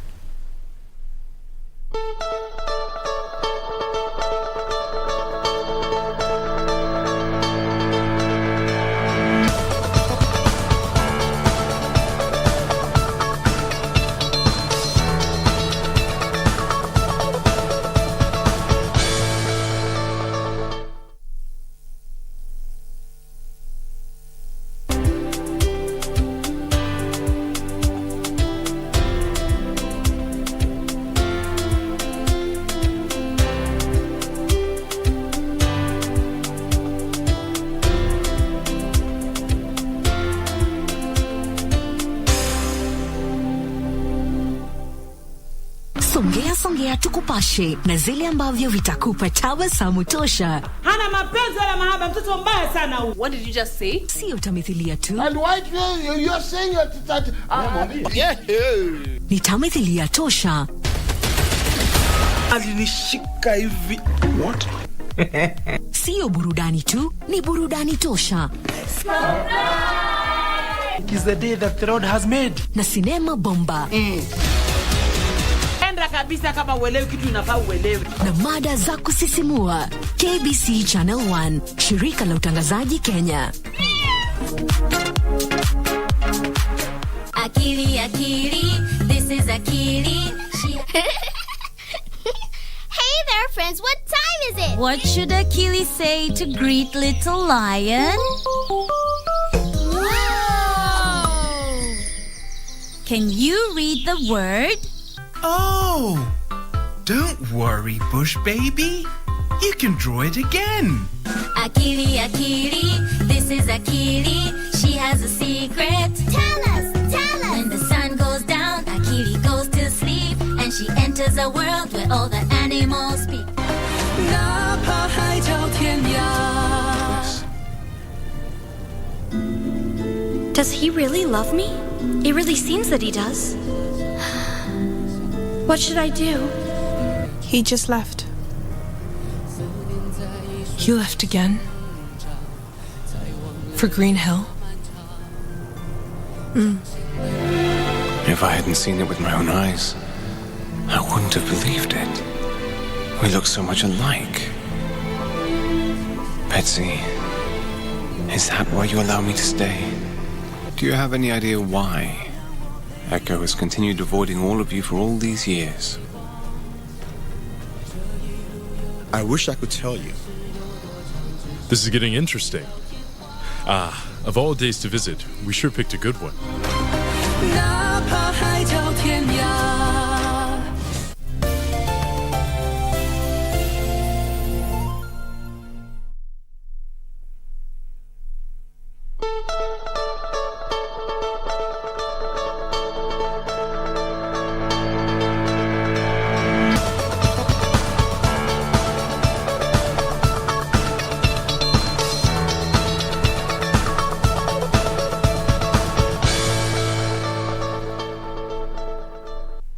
Welcome back, and you're still on Good Morning Kenya. We appreciate your valued company. We continue apace with our conversation. Our focus still centered on clean energy, still holding court with my guest, that is Jeconiah Kitala, who is the chairman, Clean Cooking Association of Kenya, who is obviously helping us converse around this issue. Now, let's talk about that project, that you are on a project to promoting climate-friendly cooking. Give me the background of this project. So this project on climate-friendly cooking is a project of the Ministry of Energy, supported by 6-7 organizations. That is basically seeking to promote access to cleaner cooking solutions through developing the market for stoves in both urban and rural areas. So the project, as I said, is supported by the Ministry of Energy. We have GIZ as one of the participating organizations. We have another organization, Practical Action. We have Energy for Impact. We have Dedan Kimathi University. We have Strathmore University also being part of the project. We have the Green Belt Movement. Yes, so all these organizations have come together to complement each other in trying to get stoves out there where people need them most. Yes. You really have a consolidated move, people that are coming together as partners. But even on that issue of climate-friendly cooking, right now we are really reeling around the issues of climate change. It's one of the things that our president talked about in his first visit after his inauguration. One of those issues that the globe at large keeps talking about. Clearly affecting even the situation in our country when it comes to matters of food security. So then this issue of the kind of energy that we use, just in terms of how you extrapolate it, how bad has it really affected matters of climate change? To what extent? Yes, so as I said, the excessive use of firewood or wood for cooking, either in the form of firewood or charcoal, has implications on both climate and environment, because of course we know that we are already aware about the dangers and the adverse effects of climate change, and we know that unless the key role that trees play in providing a sustainable climate, and so we cannot be able to achieve our climate goals unless we are able to manage our use of fuel wood, and hence this improved cooking then becomes one of the key actions that the government and other stakeholders are prioritized in our climate change action plan. I hear you. Yes. So then talk to us about this improved cooked stores, which is one of those items that you will also, sort of like be giving to the people that you've mapped out or the areas you've mapped out. How do they work? How available are they going to be, and affordability? So the improved cook stoves, work fairly like any other stoves. Only that, one, they are efficient, and so because they are efficient, they are using less fuel. So to prepare a meal, you need less firewood or less charcoal. They also So let's just be less. clear. Allow me to Bati. Let's be clear. So you'll still be using the firewood and the charcoal, but in less amounts. Exactly. So this is what is happening. So this project, we are looking at people who are predominantly using firewood and charcoal. And we would like to transition them to cleaner cooking technologies. But of course, we know that it is not going to be possible to shift everybody to cook with the LPG, for example, or electricity.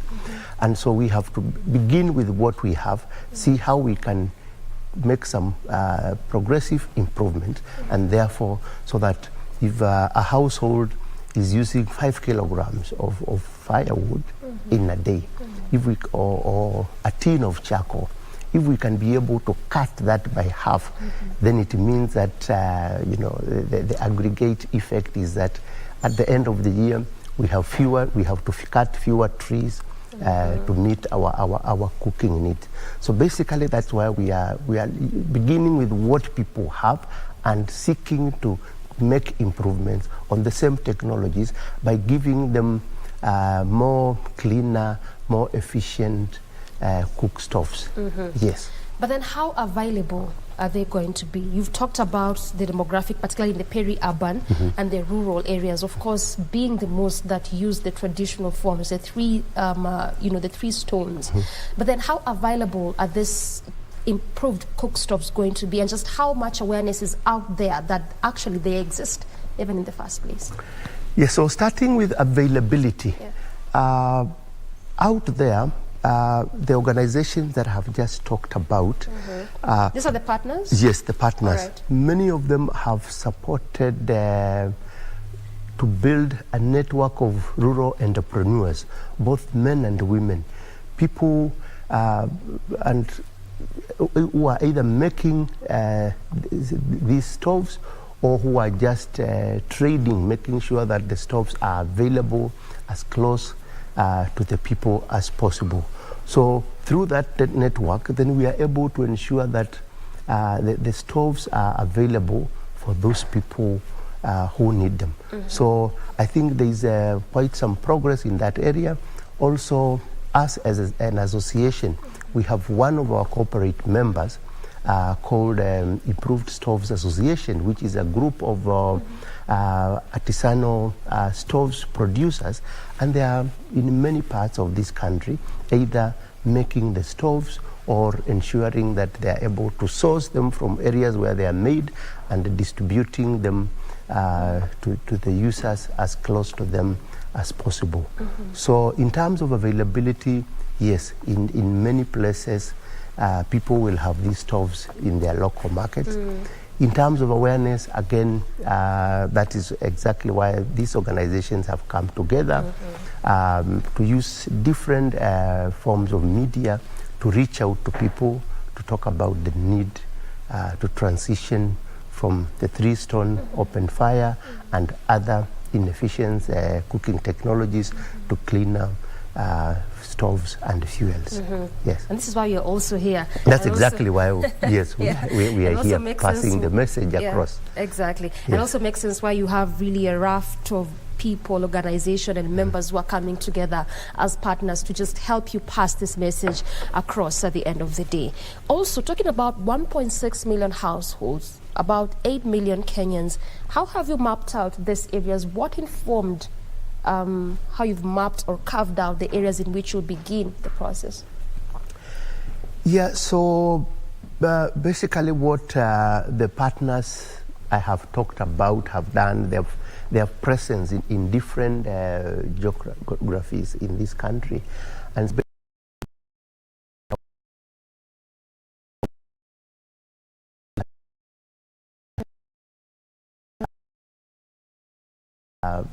ensuring that we are able to reach as many people, and both in terms of the products, but also in terms of the messaging, that people are able to access this kind of information.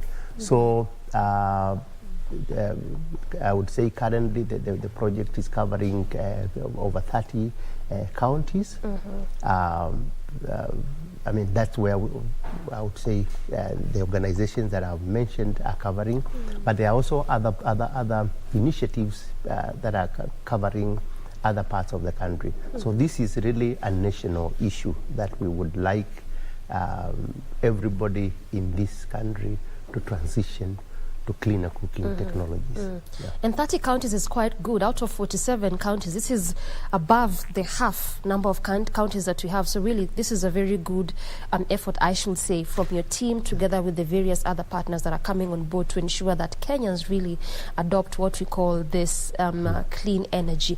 But then again, also with plans to expand bounds to reach other counties, what are the timelines for that? Because we're talking about making sure that as a whole country, reduce on this 80% of Kenyans who are still using these traditional forms of energy, which, as you rightly put, detrimental not just to our health, but also the environment.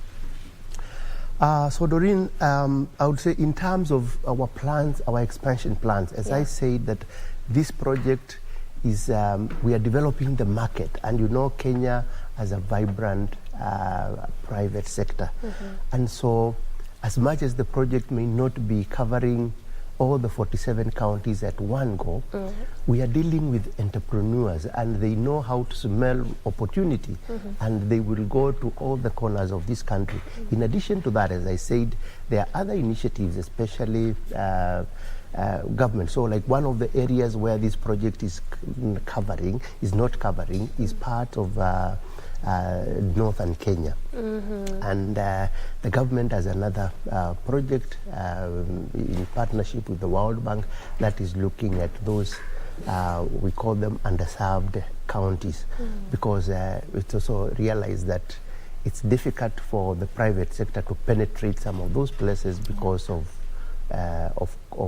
distances, of cost, and the fact that the populations are also quite dispersed. And so government has measures, including even incentivizing the private sector to go to some of those places. But that is happening in a sister project that is also collaborating with our project. Which is the sister project? So it's called COSAP, it's Kenya Off-Grid Solar Access Project, as much as it sounds solar, but it also has a component of clean cooking. Yes. You really are so much in a bid to ensure there's a way in which we adopt the clean energy. Yes, and ensure that we leave no one behind. Exactly. Yes. All right. Talk to us about the issue of cost. We are reeling with the high cost of living, particularly as a country.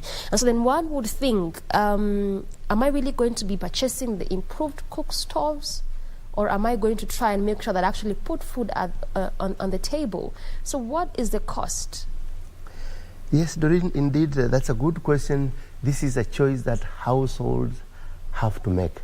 And as I said, with the predominance of the three-stone fire, which is free, then people have to make choices between this free technology and a technology that we are telling them is cleaner but is going to cost.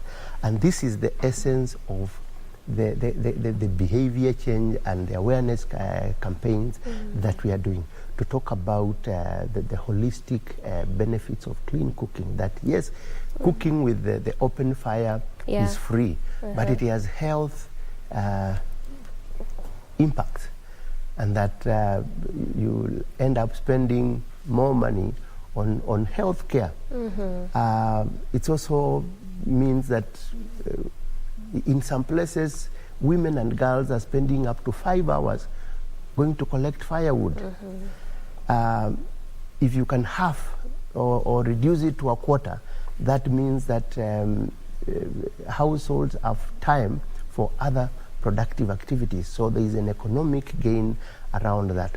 So that is how we are looking at it, at the bigger benefit, looking at the the economic benefit, direct savings to households, but also looking, yes, at the health benefits, which also has a monetary value, but more importantly, the climate costs, which affects all of us as a country. And indeed, that's why government and these organizations are coming in there to provide this almost as a public good, that, yes, we need to save our trees, we need to ensure a more sustainable and climate for all of us. Yeah, well said. And I really like how you keep, just punching holes on the issue of climate change, because it really is one of those big issues that you are dealing with, not just as a country, but as an entire globe, so to speak. But also that aspect of awareness and the different messagings that you've been doing. How has the reception been like? Yes. How are Kenyans taking, this new advanced form of energy? Yes, I would say the market is quite receptive. Are they positive on it? Yes, because we use different channels, including the media, including the different social groupings, and people are able to talk about the benefits, and also have peer influence. When you see somebody who has used the stove and they talk about the benefit, and then nobody wants to be left behind. Okay. So I would say yes, there's a good market, good opportunity, and the entrepreneurs who are in that business come back to us with good stories, and we have showcased many of such people who have made, are making a living out of trading in cook stoves. Yes, so it's good. I would say it's a vibrant market. Yeah. It's really so much positive and thrilling to hear that Kenyans are being positive, or the market is being positive and being receptive to this new form of energy. But on average, just how much would be the cost of the improved cook stove? Around how much? So there's quite a wide range of technologies of stoves that we are making them available out there, and so depending on one's pocket, you can spend as little as 500 shillings. Often that involves just fixing a liner, usually in the place where you would put your 3-stone fire, putting a more efficient liner that is able to conserve energy. But there are also more improved, more efficient, more aspirational kind of stoves, especially for the urban and peri-urban populations, that could go all the way up to 4,000 shillings. So I would say there's a product for suit every pocket. Yeah. And for as low as 500, you can be able to acquire this improved cook stoves. So much as you're talking about the high cost of living and sort of like things being tough here and there, but on the long term, on a long shot, it's actually for the benefit, not just for you in terms of your health, but also largely for matters to do with the environment as a whole. Absolutely. So it's good for the economy. Yeah. It's good for our people in terms of health. Yes. In terms of empowering women, giving them more time to do other productive activities. It's good for the environment. All right. So it's good for all of us. Yes. Yes. Well said, and a good place to end this conversation. Asante sana, Chairman, for your time and just explaining to us more about this new form of technology as it comes to clean energy. So that has been Jekonaya Kitala, who is the Chairman, Clean Cooking Association of Kenya, just conversing around the issues of clean energy and what you and I can do as a Kenya to embrace, as people, to embrace this new form of technology in terms of conserving our environment as well as taking care of our health. Good place to end this conversation, but Good Morning Kenya continues on the other side of this break. Stay with us.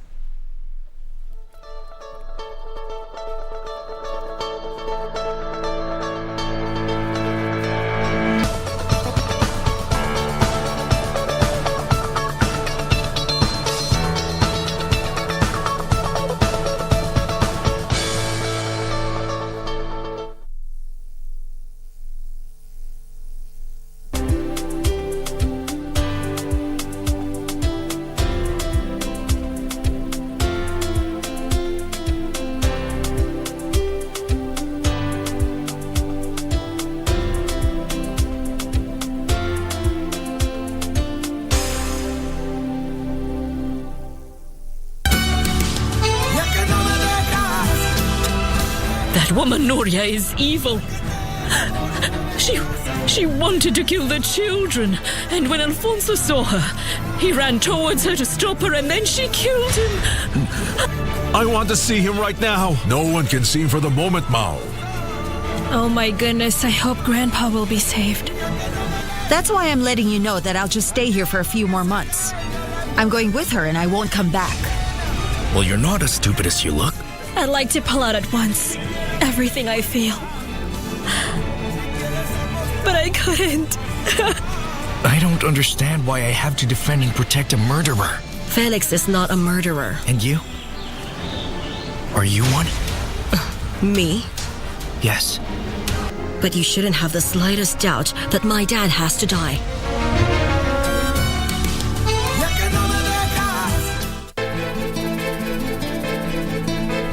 Yule msichana mimi simchukii, lakini kama ameamua kuondoka, then ni heri.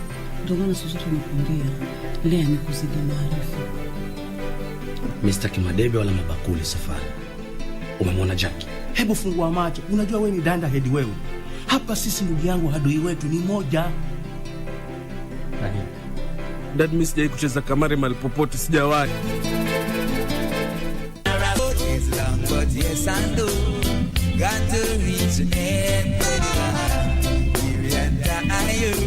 I can't stop the rest.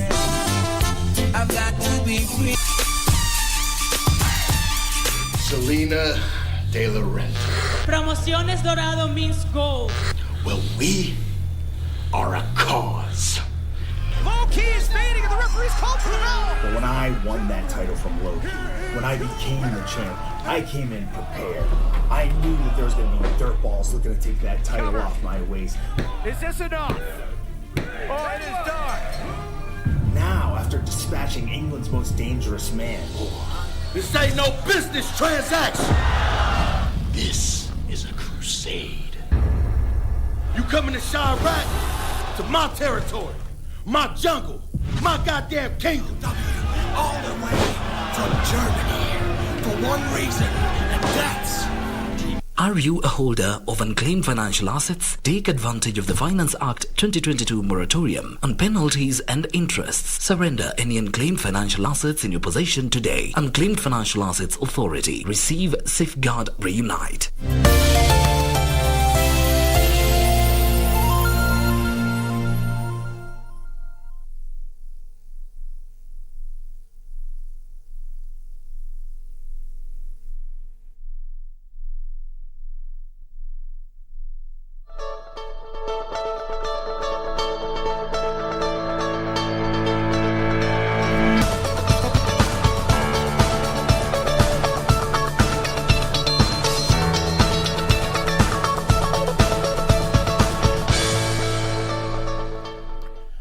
Welcome back. Now let's talk about matters safety in our homes and in our environment, as well as our community where we live in, and even for people we live around with.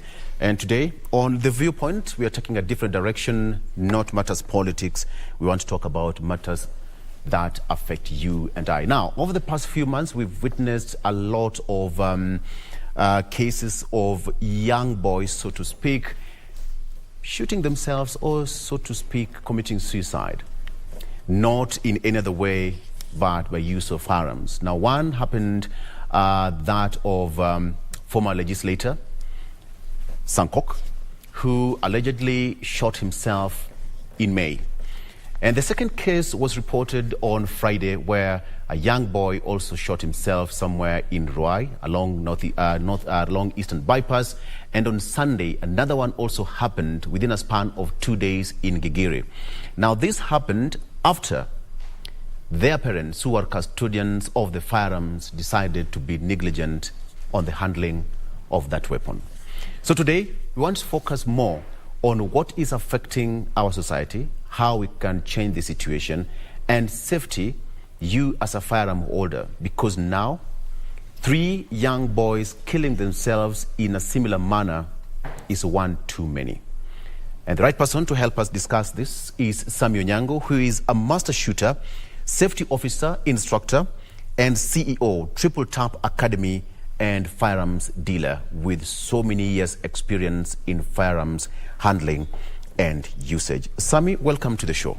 Thank you. Thank you so much. Based on that introduction alone, what really runs through your mind? Because from the stories, whatever happened, the young boys who killed themselves range from a particular age group, between the age of 13 and 20. Does that really worry you? Thank you. Thank you so much, and thank you for having me here, and for more of you allowing us to be able to come and share this with the public. And I would like to first pass my condolences to the families of the late, and to clearly say that it is very unfortunate that this is happening in our society. What is running through my mind, and what should be running through our minds, is clearly what could have been done better. Yes. Because we always say that with one good deed, there's a learning moment, and with another bad deed, there's always another learning moment. This is not something that we would like to wish to say that we want to be learning through such unfortunate incidences. But looking at it wholesomely, I would actually point it out more on what is affecting the society, what is affecting us as a people. Because these particular firearms, you could be calling it negligence on one word, but I don't know how we would place it on that, because Yes. I believe there should be some investigations going on, and we would be in a position to preempt those investigations, or to say that I am an expert in knowing what happened on the scenes, because I've never visited any of those scenes. But in general, what I would look at it from is what would drive someone to go to an extent where they would want to take their own life. And what are we doing as a society, what are we doing as a country to fight this? As you've clearly put it, this is a very sad case, and some of these cases that have been coming up, you could be saying that they're frequent because they are one-off cases that are coming up. Yeah. And they are not cases that we should be having. We have got rules and regulations which have been set up on how firearms are supposed to be handled, how they're supposed to be stored, and how we are supposed to operate or be with them. We have several incidences and several cases where we've seen that a case that was supposed to have been a fatal case has been saved by situational awareness, or by the parent, or by a neighbor, or by somebody else being able to recognize certain symptoms before something drastic happens. Yeah. But the three cases that you've mentioned, if I may zero into them, you would find that one or two cases would actually be brought up by the technology system that we have today. You'd see that the generation gap between us and our parents at a period of time, we had certain ways of instilling discipline or operating things or identifying some faults within us when we were growing up. Yes. We had groups and societies that we used to spend with. We had Bible study, we had groups that we had to share time with during Saturdays, during Sundays. And at that point, some of these traits could be picked up, and some of these symptoms, which you could say could be leading to such cases, would be picked up. But today you find that most of the young generation do isolate themselves. Yeah. So you've got several disorders which are operating out here, and they are not being taken keenly. And once that happens, then you find that an unfortunate situation, you find that the parent who has this particular firearm would actually end up being the victim, because it is a situation where you would not have noticed that your son or your daughter is going through this kind of problems. But then when you get home, and you have followed even the procedures which have been laid down on how you're supposed to store your firearm, where you're supposed to store your firearm, how it's supposed to be locked up, and what kind of regulations are supposed to be used. But this is your son. You'd find that he has even known how your password is. They have even clever ways of even finding out how to break those, and even hacking it. And this happens due to the availability of the technology that is there today. There is through YouTube, you can even be told, if you go into your phone now and you check on how to hack a certain safe, it brings you how to try from the top to the bottom and such kind of things, which we must also agree that with the times that we are in today, how do we prevent that information from getting to our young men? Yeah. It will be it is a very difficult task to carry in that line. But then when they access these safes, then they find the firearm inside the safe.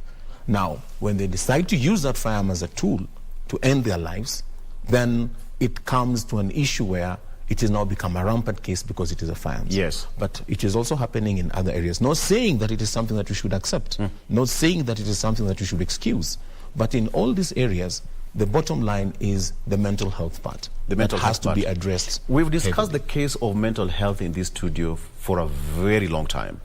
And at any given point, each and every person is suffering mental health in whatever capacity. Until you get closer to someone, then you'd even realize someone is suffering from mental health. Yes.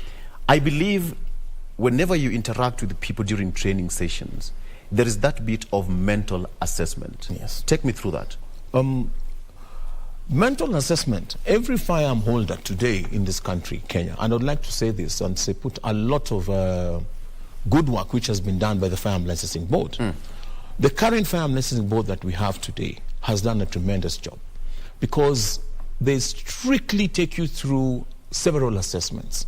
They accept your documentations.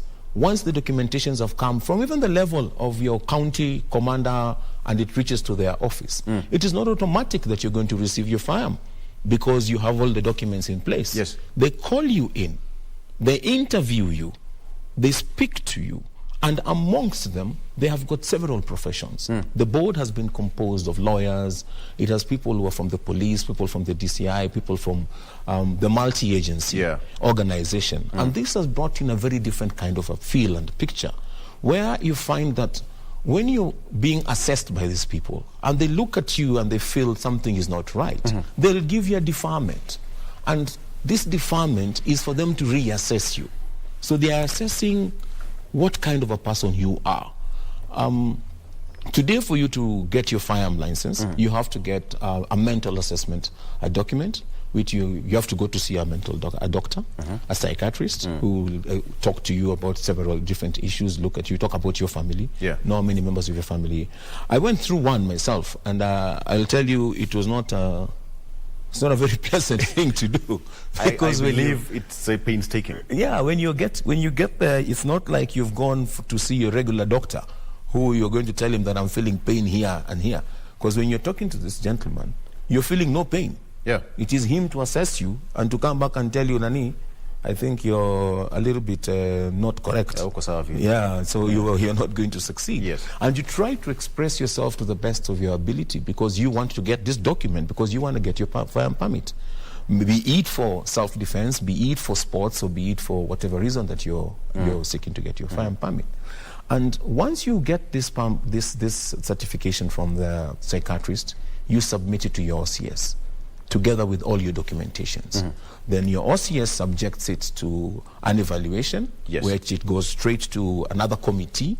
They call you for an interview, they speak to you, they get to know where you live.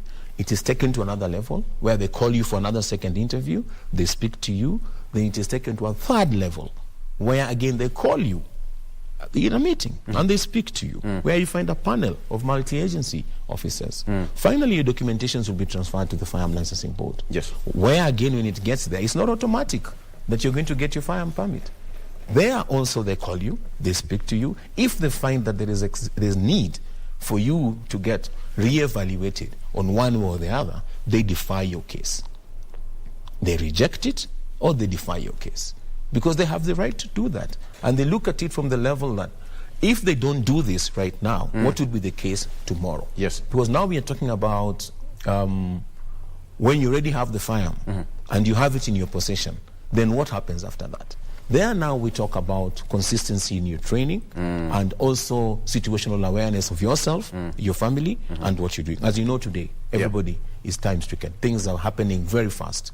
Everyone is working extra hard to try and make ends meet. So you would find that there's a tendency of developing a certain routine, which that routine can also end up being a disaster to yourself. You make that process look so tedious that before I, as Victor, start thinking of owning a firearm in the country, then I'm already tired. I would say I think it's a good feeling, because why would you want to own a firearm unless you really need it? And you'd need a firearm. One, I would tell you clearly, is for self-defense. Yes. And there should be reasons why you are at a level where the country's defense or the country's protection that is being given to you by the police and by the other organs is not enough.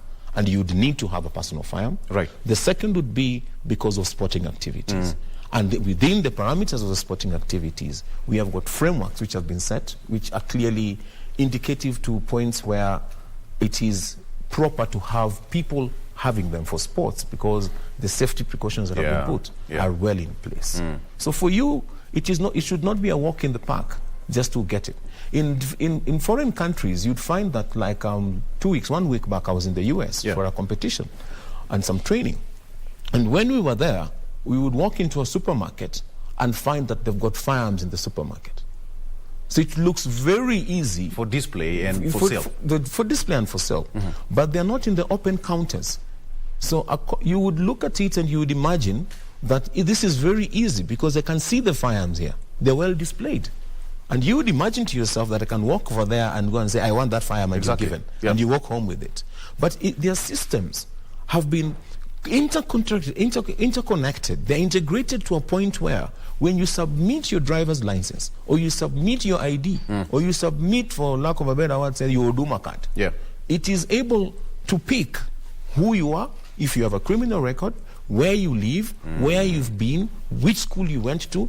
It puts all these things under one settings. And this person will tell you, give me 10 minutes. Within 10 minutes, he has been given an okay. He can sell for you that firearm. So what they have done is the processes that we are using here has been shortened by their systems being able to give them that chance to do it in 10 minutes. And that is why they can access it through there. For you now to access that in Kenya, you will have to have gone through the Firearm Licensing Board. The Firearm Licensing Board will have to have given you a permit. Once they give you the permit allows you to go to look for a firearms dealer, like myself or others who are in the country.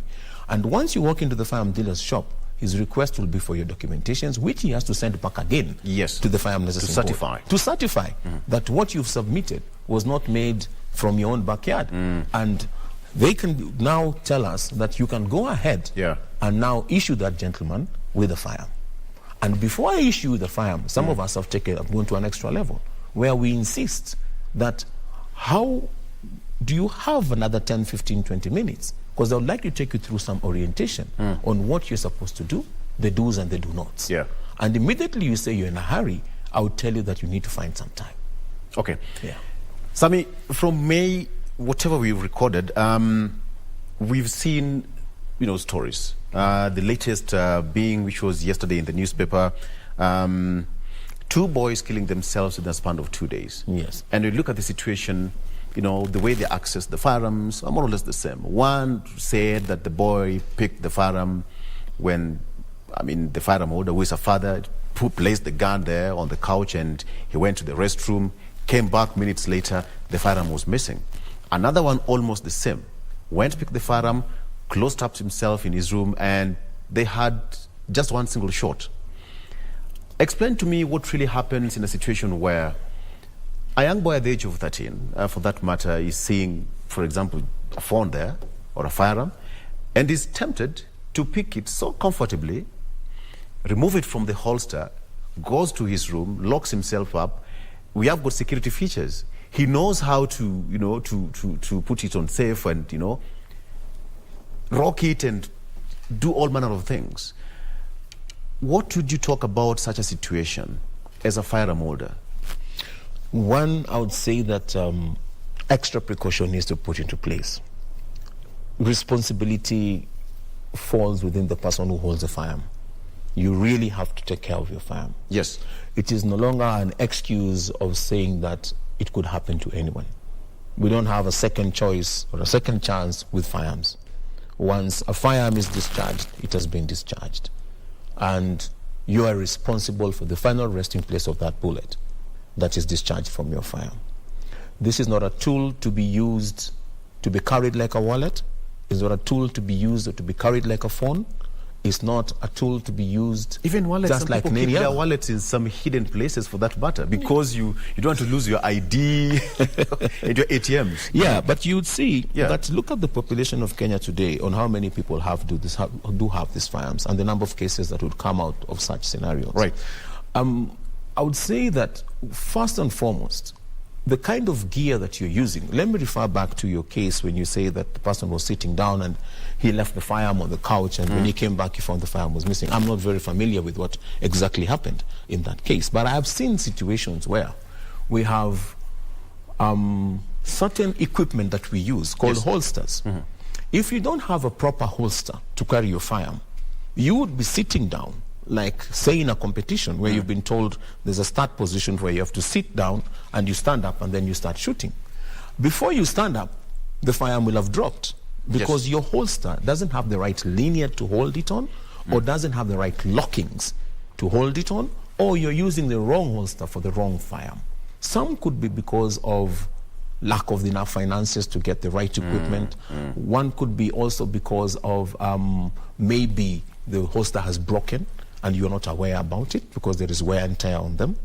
The other one could also be because you're not using a holster. Yes. And if you're sitting down on a couch and you're not using a holster and you've tucked in your firearm and you're standing up, that firearm could drop.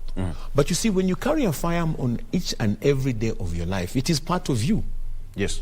The feeling of you noticing you have a firearm on you is not very easy.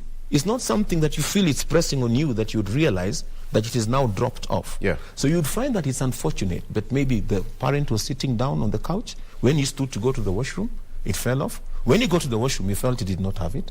When he comes out, he finds it's not on the couch. When he looks for it, he finds it's already gone to the other level. There is no excuse there about saying that it could have gone wrong, it could not have gone wrong. But what I say is that when you have the right gear, some of these things can be avoided. Based on what you're saying, Sammy, then this brings the aspect of training. Yes, you could regular say training regular and refresher training. courses. Consistency, yes. Yeah. There has to be some level of consistency when you're looking at how to develop your own skills. When you own a firearm and you become a safekeeper and you simply leave it in your safe, you never use it to go to your daily business. You never use it to go for training. You never use it to come out and do some sports with it, which can create a lot of proficiency. Yeah. You simply leave it in the safe.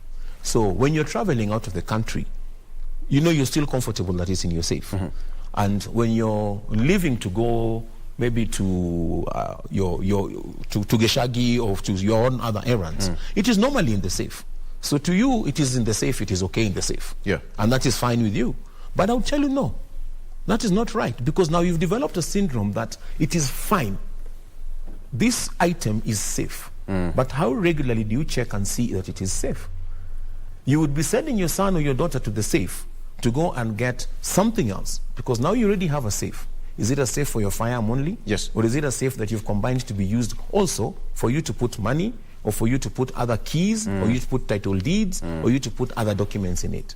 So when you're sending somebody to the safe to go and collect these documents from the safe, they tend to see the firearm. They'll see it today, they'll see it tomorrow, they'll see it the next day, they'll see it another day. Yeah. So when something flips in them, or they watch video games, or there's a game that is being played, or he has discussed They'll with be the tempted other, to rush there. they'll be tempted to go and take it and see how. How do they get to know how to use it? They can go through YouTube and they will learn how to use this. So that's why I'm saying the ages of today, 13 years, 14 years, 15 years, 16 years, should not be taken like kids. That is an age of experimenting. Yes, they should not be taken like kids. These are not children. These are not children. These are people who are aware of what they are surrounding. They are aware of what is happening.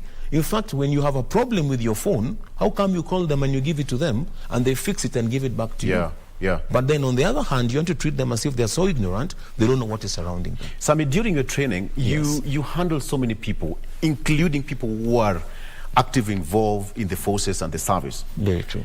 I believe there must be a curriculum or that part of training that calls for safety, because today we are talking about firearm safety at home. Yes. What does it entail? Safety is very broad, but in firearms safety we talk about you understanding what the firearm is.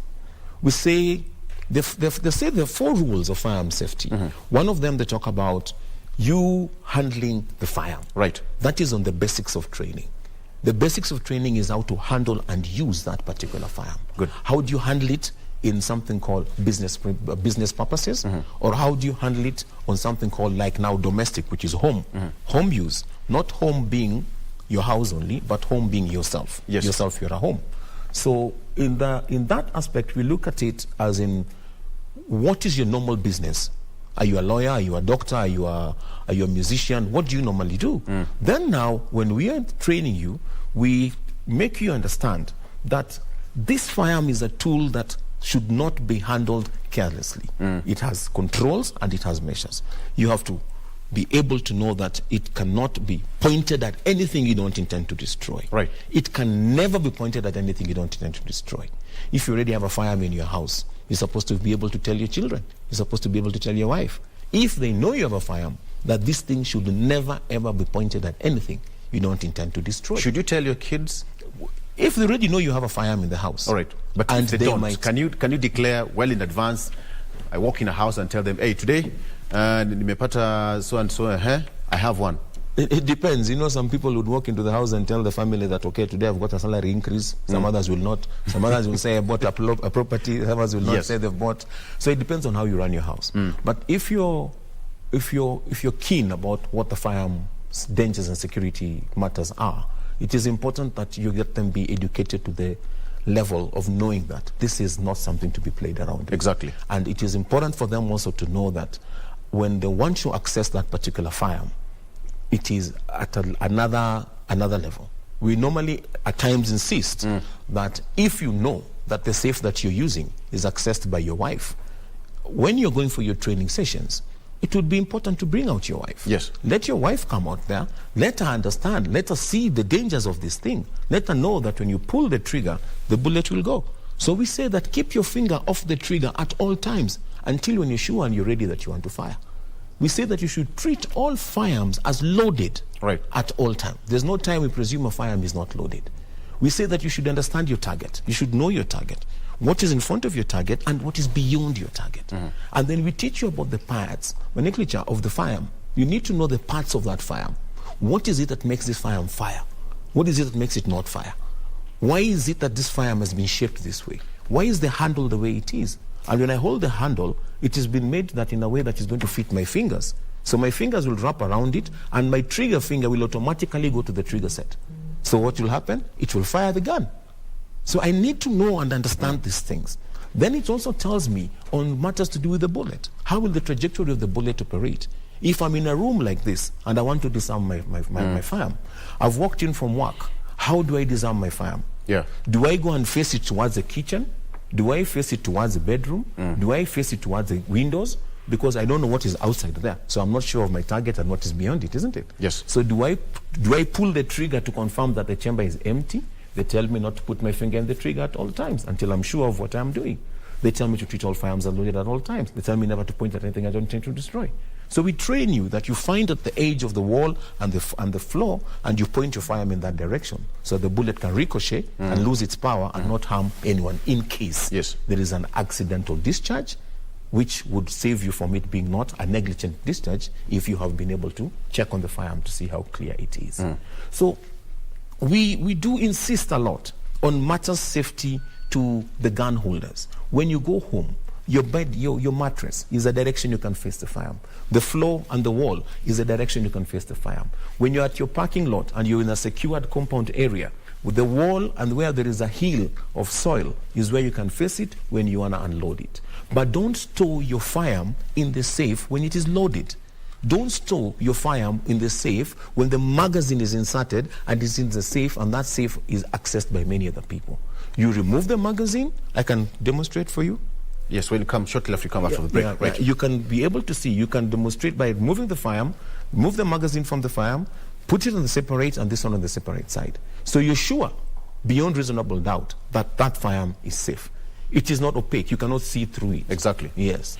Because that really explains the moment, because the process of clearing your gun from work, some are always chambered. You'll explain the meaning of chambered and all that.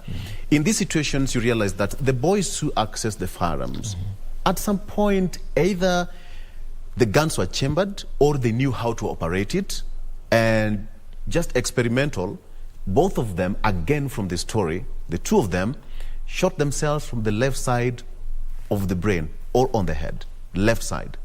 And in this case, you'd assume that all of them were right-handed. So why the left side of the brain? Probably you'll tell us that in a human perspective, what really happens on both the left and the right side of the brain. Let's take a break. Today we are talking about matters safety at home, because when the situation continues the way it is, then we are going to go into a different kind of situation for the future generation. Let's take a break. We'll be right back with Sami Nyango.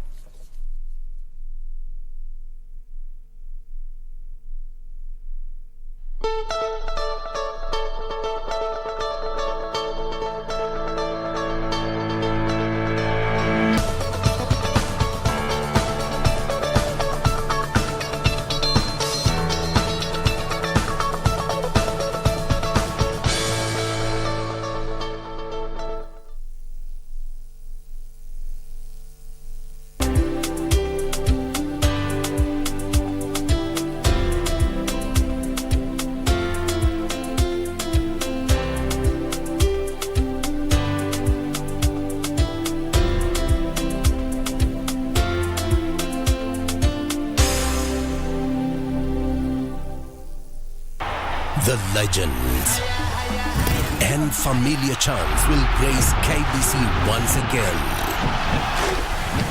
Don't miss. Even Nameless, a great artist, one of the best, and I'm biased towards, but even he can't sing. He sings as if he's talking. Yashinsky, please start a songwriting workshop. Lyricist. Funza hawa watu wa Gengeton kuandika lyrics za muziki. We went there, Mwali. Yeah, it is very. We need an intervention. I'm in a place where I went to look for a job into a certain brand, and they told me, sorry, we cannot work with you because you're a single mother. Can you declare what you do on TikToks privately? I follow Aziad. That one is... that one I follow. Wewe kama mbaba.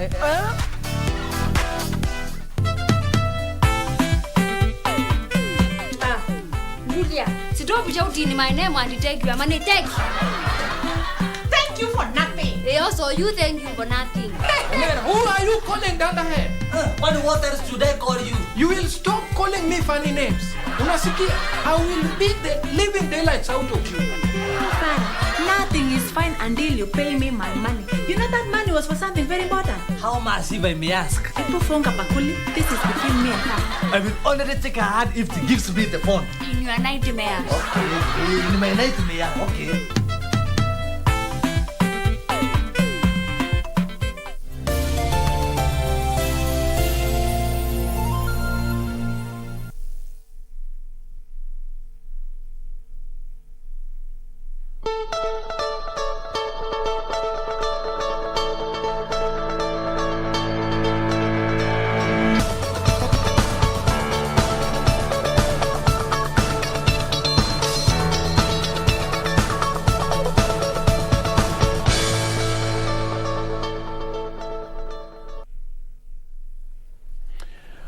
Welcome back. There's a lot of reaction on social media that this discussion is eliciting from different people. I'll be going through your comments briefly as we continue with this bulletin. With this program, I'm joined by Sami Nyango, who is a master shooter, safety officer, instructor, and CEO of Triple Tap Academy, as well as a firearm dealer. So, Sami, we're talking about the issue of safety at home. You're a firearm holder. You've been given that permit now to handle the firearm. So who inspects the safe? Before now you are given the go ahead, take it, go home. Okay, when you talk about the safe, this is now part of the process of you getting the firearm. Before you receive even your permit, or you're given your certificate to go and purchase this particular firearm, there is a form that has to be filled by your OCS. The OCS is the custodian of the firearms within his area. His area means the area of his jurisdiction. Yes. So you have to take this form to the OCS. Your OCS will come to your house. He has been trained to know what kind of a safe is accepted and is acceptable, and how it's supposed to be installed in the house. It's not supposed to be a safe that can be movable, meaning it has to be tightened onto the wall, using roll bolts and everything else to make sure that that safe does not move. You can't come and steal the safe, just pull it easily and go away with it. It has to be a proper safe which is fireproof. It has to be a proper safe which cannot be easily accessed by anybody who's not permitted to access it. It either has codes, it either has lockable edges on both sides. There are many other things that they look at as OCSs. The OCS, once he comes and looks at this safe, inspects it and approves that it is okay, then he signs the form, keeps a copy of it, and the other copy is taken back to the Firearm Licensing Board, which they file and now give you permission to proceed and procure. That is the safe that your firearm is supposed to be in. It's not meant to be in your drawer when you're not attending to it. It's not meant to be in your vehicle when it is unattended. Right. It is not meant to be in your glove box when it is unattended. It is not meant to be in your office drawer when it is unattended. If I remove my firearm and I place it in my office drawer, I must be there with it. If I wake up from that office and I'm going to the next office, I will pick up my firearm and holster it. And if I want to have a secondary safe in my office, I need to inform the Firearm Licensing Board that I have a secondary safe in my office which is located in location X, Y, Z, and then I believe they will inform the OCS of that particular area to inspect that safe, then allow you to put the firearm in the safe. The firearm is not supposed to... Then you have a small safe. When you get a secondary firearm, say you get a shotgun for purposes of extra self-defense, and you have to, or for sports, and you request for the same from the Firearm Licensing Board, they will secondarily ask you to get a secondary safe for the shotgun. You can get a long safe which fits a shotgun and a firearm and a pistol. But you cannot have a safe, a small safe for a pistol, then you take your shotgun along a rifle, then you go and place it somewhere, say under the bed. That is not allowed. I'll talk about the punitive measures that would be taken against such people who mishandle their firearms. Like in this situation, we have that businessman, a police officer, and so many other cases. So what are the punitive measures? But before then, there is a box here. Yes. What is this? So this is a pistol case. A pistol case is a traveling case that we normally use. Yes. This is not a safe. This is a pistol case. Yes. A pistol case has been built in a manner that you can be able to lock up your pistol in it. So this is a dummy firearm. It's plastic. This is plastic, it's a dummy firearm. We normally use this for training, so that we can be able to illustrate exactly what we need to do. So this, once I have this and I'm storing it away, I'll store them differently. I'll put my firearm separate, I'll put my magazine separate. Right. If my magazine is to have the bullets inside, and these are also dummy bullets, that we equally use this for training. Right. If I'm to put my bullets inside this particular firearm, it's in this particular magazine, it will be inside. It will be sitting inside like that. Exactly. And I will leave it on the side. If I have loose ammunition, they should be in a box and not left hanging inside there. Exactly. Because it could find a way of penetrating into the firearm. And one way or the other, it could find its own way to the chamber without me knowing, and something drastic could happen. That brings the case of always treat your firearm as if all firearms are loaded at all times. All right. Yes. So this is a traveling case, which I need to store my firearm that way. Then it has edges where I have to padlock it. I cannot just lock it like that, then I leave it like this. I have to put the straps in it, padlock it, and make sure that all edges of this particular case is locked. Right. And I keep the keys to myself, the combination to myself, until I get to the destination where I'm going. Then I will unsafe my firearm again, move it up, and be able to holster it, facing a safe direction, removing the firearm, removing the pieces, putting them back again, and then I'll be able to holster my firearm. Right. But I will not carry this thing in a paper bag or in a loose cloth and then go and throw it in my glove compartment, move from point A to point B, only to go and open the glove compartment to take my car to a car wash and just start hearing a case. When this happens, the law is very clear. Your responsibilities, it is there in the Cap 114 of the Act of Firearm Act, on what measures are taken to anybody who mishandles their firearm. Mishandling of the firearm, you yourself, even if you didn't go and cause a problem, if it is found, measures are taken. Not only you being withdrawn from not having the firearm, not only it being taken away from you, but you're charged in court.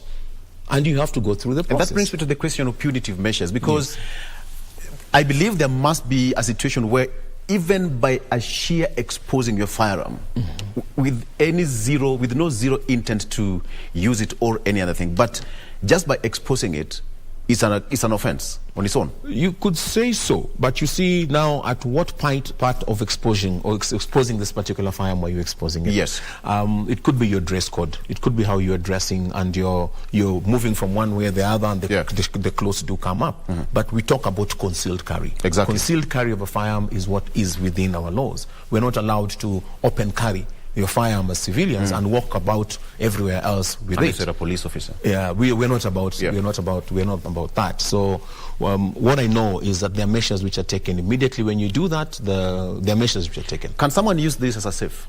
This is not a safe. This is a firearm carry package. I think it's good to clarify. Yes, this is not a safe. A safe is installed in your house.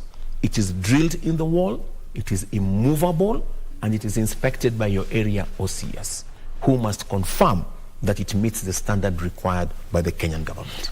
How do we keep our young generation safe? Because what has happened in the families is all of them are boys. We've never seen a situation, or girls or young girls accessing the firearms. All of these are boys, either as a point of aggression. They felt that they didn't feel so comfortable with whatever their parents were telling them, so as a way of proving a point, they pick a gun and killing themselves. What would you tell parents who are firearm holders, or even police officers who are allowed by law to handle firearms, so that we keep our generation safe? This is safety at home. This is all about mental health. We need to look at it from the kind of different disorders that you get with mental health. Yes. The bipolar system the bipolar part that we have about it is something that you need to notice the symptoms of it. If you just take bipolar by itself, look at the symptoms of it. Look at the ups and downs, the mood swings, the mood changes of these children and of this our kids, of the younger generation. Me not calling them children, I'm sorry about that. Yeah. The younger generation. If you do look at that and you notice that, then you need to work closely with these people. You need to understand their age and what they're currently going through. Creating awareness about the firearm to the younger generation of the children of your family members is important, especially when you know that 100% there could be chances of them accessing this safe. Yes. But let us keep to the rules and regulations which have been set up by the government. Let us keep to the rules and regulations which have been set up by the Firearms Act. Let us ensure that we keep frequent trainings.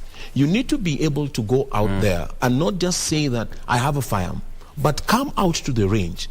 Get to know the condition of your firearm. Let it be part of your mental awareness. Let it be part of your muscle memory, that I have to stop a routine. Yeah. If my routine is to go home each and every day and do something regularly, even in situational awareness, we normally say you need to change that routine. Because if you make the routine so obvious all the time, then you're also exposing yourself. So we have to change this. If that doesn't change, it becomes a problem. So I do not actually think that 100% firearms are the causes of these things happening the way they are happening, of the unfortunate situations that we are seeing today. Yes. It is not the firearm that is the cause of this. It is beyond the firearm. It is just that it's an unfortunate tool which has been found on the way.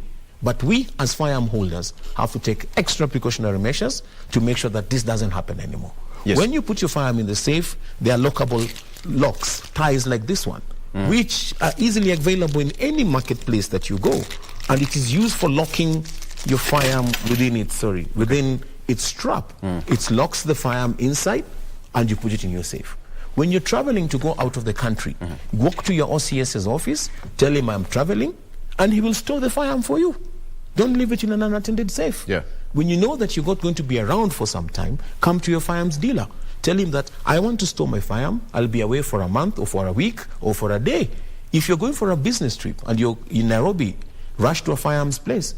Tell them that, can you store for me my firearm for 6 hours or for 4 hours? Or to the OCS, and they will do it for you. Don't leave it inside. You can go to an armory and store it. Do not leave it in an unattended vehicle. So some of these things can be avoided if we do now take that extra measure and step as people. So, I mean, you've interacted with people who are even actively involved in the forces. Yes. And, you know, the elite squad, people who are enthusiastic about usage of gun, either for sports, self-defense, or otherwise. What would you tell them? Because a couple of them are watching, and you meet them quite often for training. But the good book says that remind them, even if they know. So what would you tell them? Because a young kid would not know the ultimate effect or damage of that. For them, probably it's just but a movie, you know, because movies, they use, you know, the blanks and what have you, and the effects, until they realize that, oh, I'm long gone. Most people think that firearms are cool things. We can just float it. Yeah, these are not cool things. Firearms are good servants, but very bad masters. Good servant, but very bad masters, if not taken care of. They are weapons which are meant to be for defense use, and they're not toys. They should not be played around with. For the licensed firearm holders, it is very, very important that we follow procedure and we make sure that we change our habits. We do not make it a daily routine what you normally do. Let's take extra care of these firearms, because they're within our families, they're within our society, and we've been entrusted to keep them safe so that the people who we are around can also be safe. Do you think the gun toys should be banned from supermarkets, you know, all over? I don't think there are toy guns in Kenya. No, you can go to the one that sprinkle water with some battery, making some funny sounds. Yeah, if you look if you look at them, you'd not even call them toys, because even the shape they have is not even the shape of a firearm. Yes. Toys were banned from Kenya. Some toy guns were banned in Kenya some time back, and I believe that is still the position. I don't think that has been lifted so far. Yeah.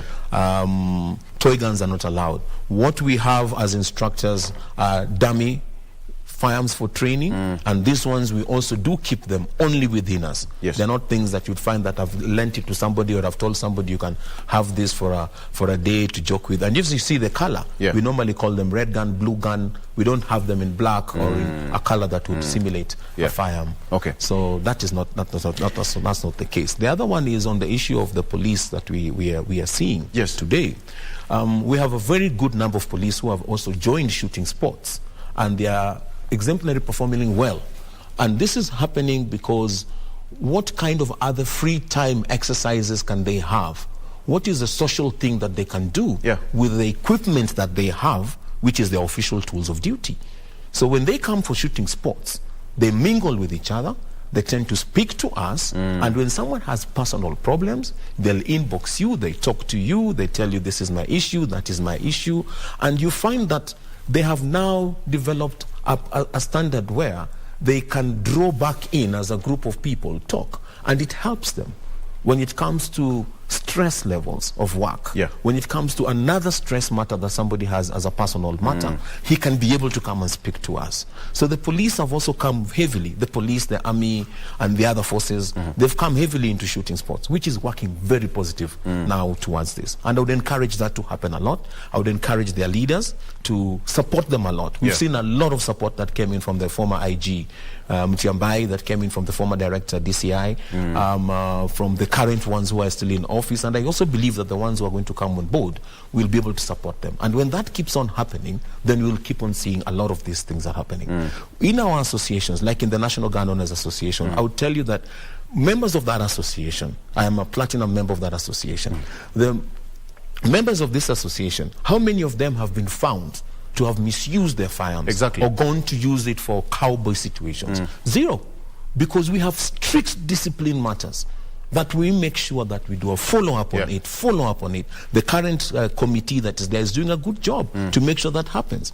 The next committee that will come on board will also do a good job, because they are being forced by their membership to make sure the standards are high. So I would ask, please, anyone who owns a firearm, join these associations.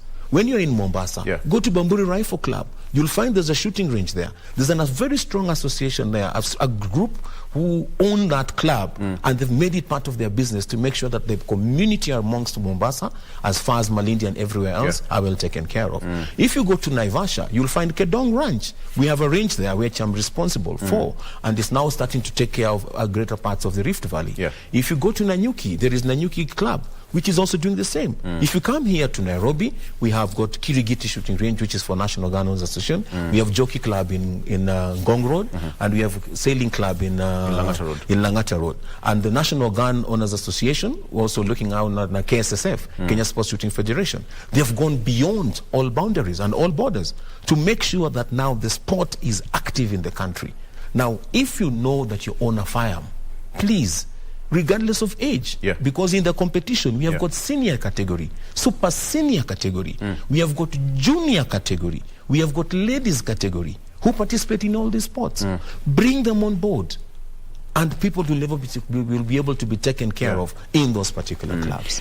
Sami, I'll talk about the sports aspect briefly, but then when you hear that young boys are accessing this one, I would assume that this should be the last bit of it. You're a trainer, and much of your training is handling, storage, usage, etc., etc. At the end of the day, do you really feel that at some point you feel like you failed? Because as a trainer, this is something you talk to the members during training over and over again. Do you think that such situations, because I believe that some of these members, some of the people who handle these guns, perhaps have passed through your hand or any other organization's hand. Do you really think that as an organization somehow you failed? Just like a teacher would say that I'm seeing my student roaming the streets. I would say that the failure part that we have is that we haven't really reached out heavily onto the gun owners today. As you know, ownership of firearms in Kenya is still not regarded as a very open conversation. Yes. So we need to get out there more, and that is our failure. We need to get out there more and speak to parents, speak to the gun owners, create more awareness that certain things need to be done in certain ways.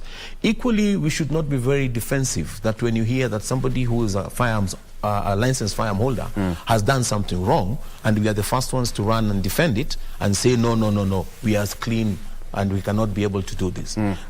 You see, I think there's a Swahili saying that says that kama usafi ni kuoga taulo wayoshea nini, because you see there has to be some remnants of that one place or the other, and this creates that aspect that we need to do more. We really need to go out there, and it is unfortunate that this happened to our own young generation where they've lost their lives out of the usage of firearms. That should not be a case, and I think this would be the last. The aspect of guilt as a firearm holder, I would believe we live with these people for a very long time because you're trusted with the weapon. You've gone through the training, and here because of I will call it negligence. Yes, it is not negligence to that to the level that we would call it, but I would say that.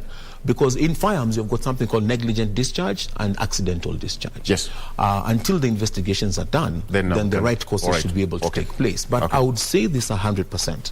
We need to do more as the clubs, the associations, and the federation, and the firearm licensing board. A lot has to be done in matters of creating awareness on the right usage of firearms. When you give out the firearms, what kind of trainings do these people get before they get to keep the firearms at home? There's something called Regulation 21 that happens in South Africa, where before you renew your permit, you have to go and do a course called a Regulation 21, which you have to submit that Regulation 21 certification to the Firearm Licensing Board. Then they see you've passed it, then they allow you to renew your permit. Such things. All right. Yes. We're coming to the close, but before then, let's talk about sports now. Kenya is doing pretty well, in the sports. And tell me something about it. 2 weeks ago, you're in the US. Yes. Where are we as a nation?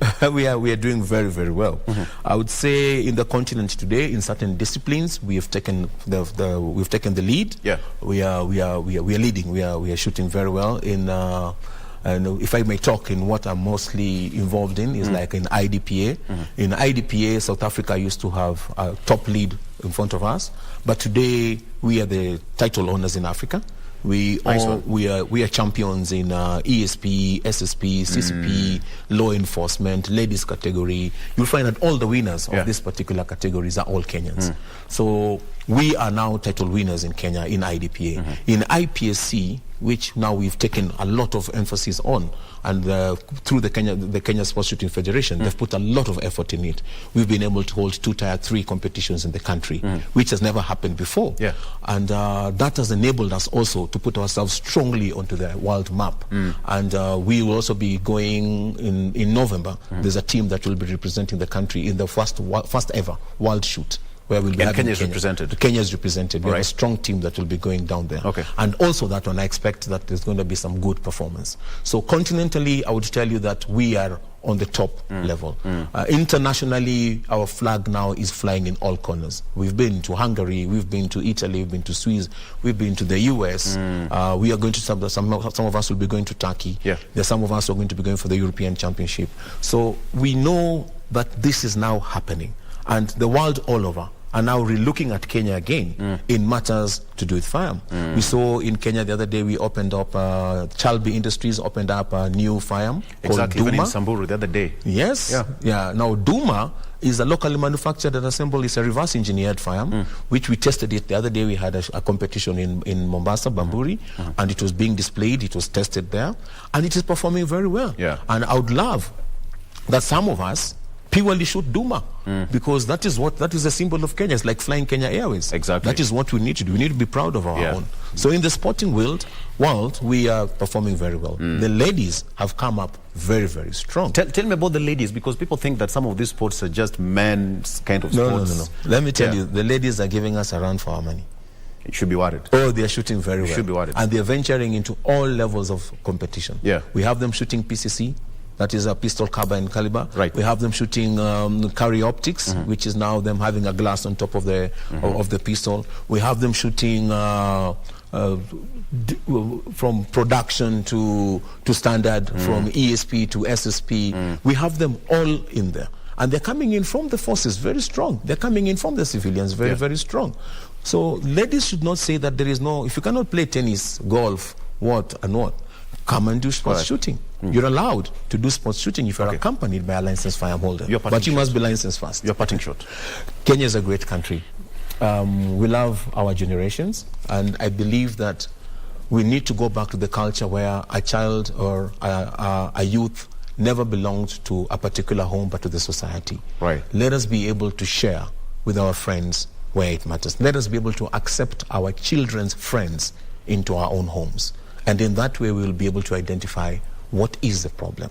Don't isolate yourself. Don't isolate your family. You don't even know how your neighbors are. When you see your boy or your girl talking to the neighbor or talking to that other neighbor, you have a problem with that. You always want them to be in the house with you because you have another special life of your own.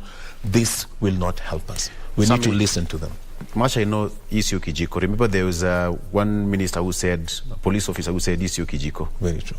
Let's treat it as let's give it the respect it deserves. Absolutely. Thank you. Samuel Nyango, thank you so much. Samuel Nyango is a master shooter, safety officer, instructor, and CEO, Triple Tap Academy and firearms dealer. Today we've been talking about firearms safety at home based on the reports that we've been talking about here on GMK and been covered extensively in different newspapers, from boys as young as 13-year-old accessing firearms and killing themselves. We need to keep our families safe.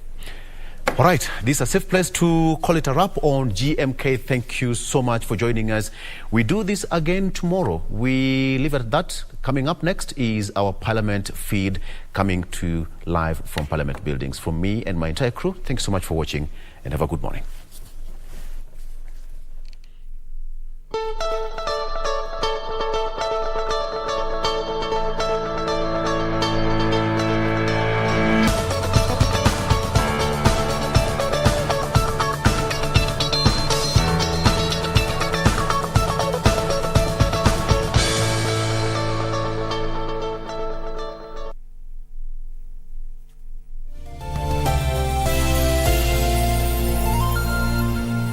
If you are a holder of of any unclaimed financial assets, surrender all unclaimed financial assets in your possession to the Unclaimed Financial Assets Authority, UFAA, today without having to pay interest or penalties. Take advantage of the Finance Act 2022 moratorium on penalties and interests.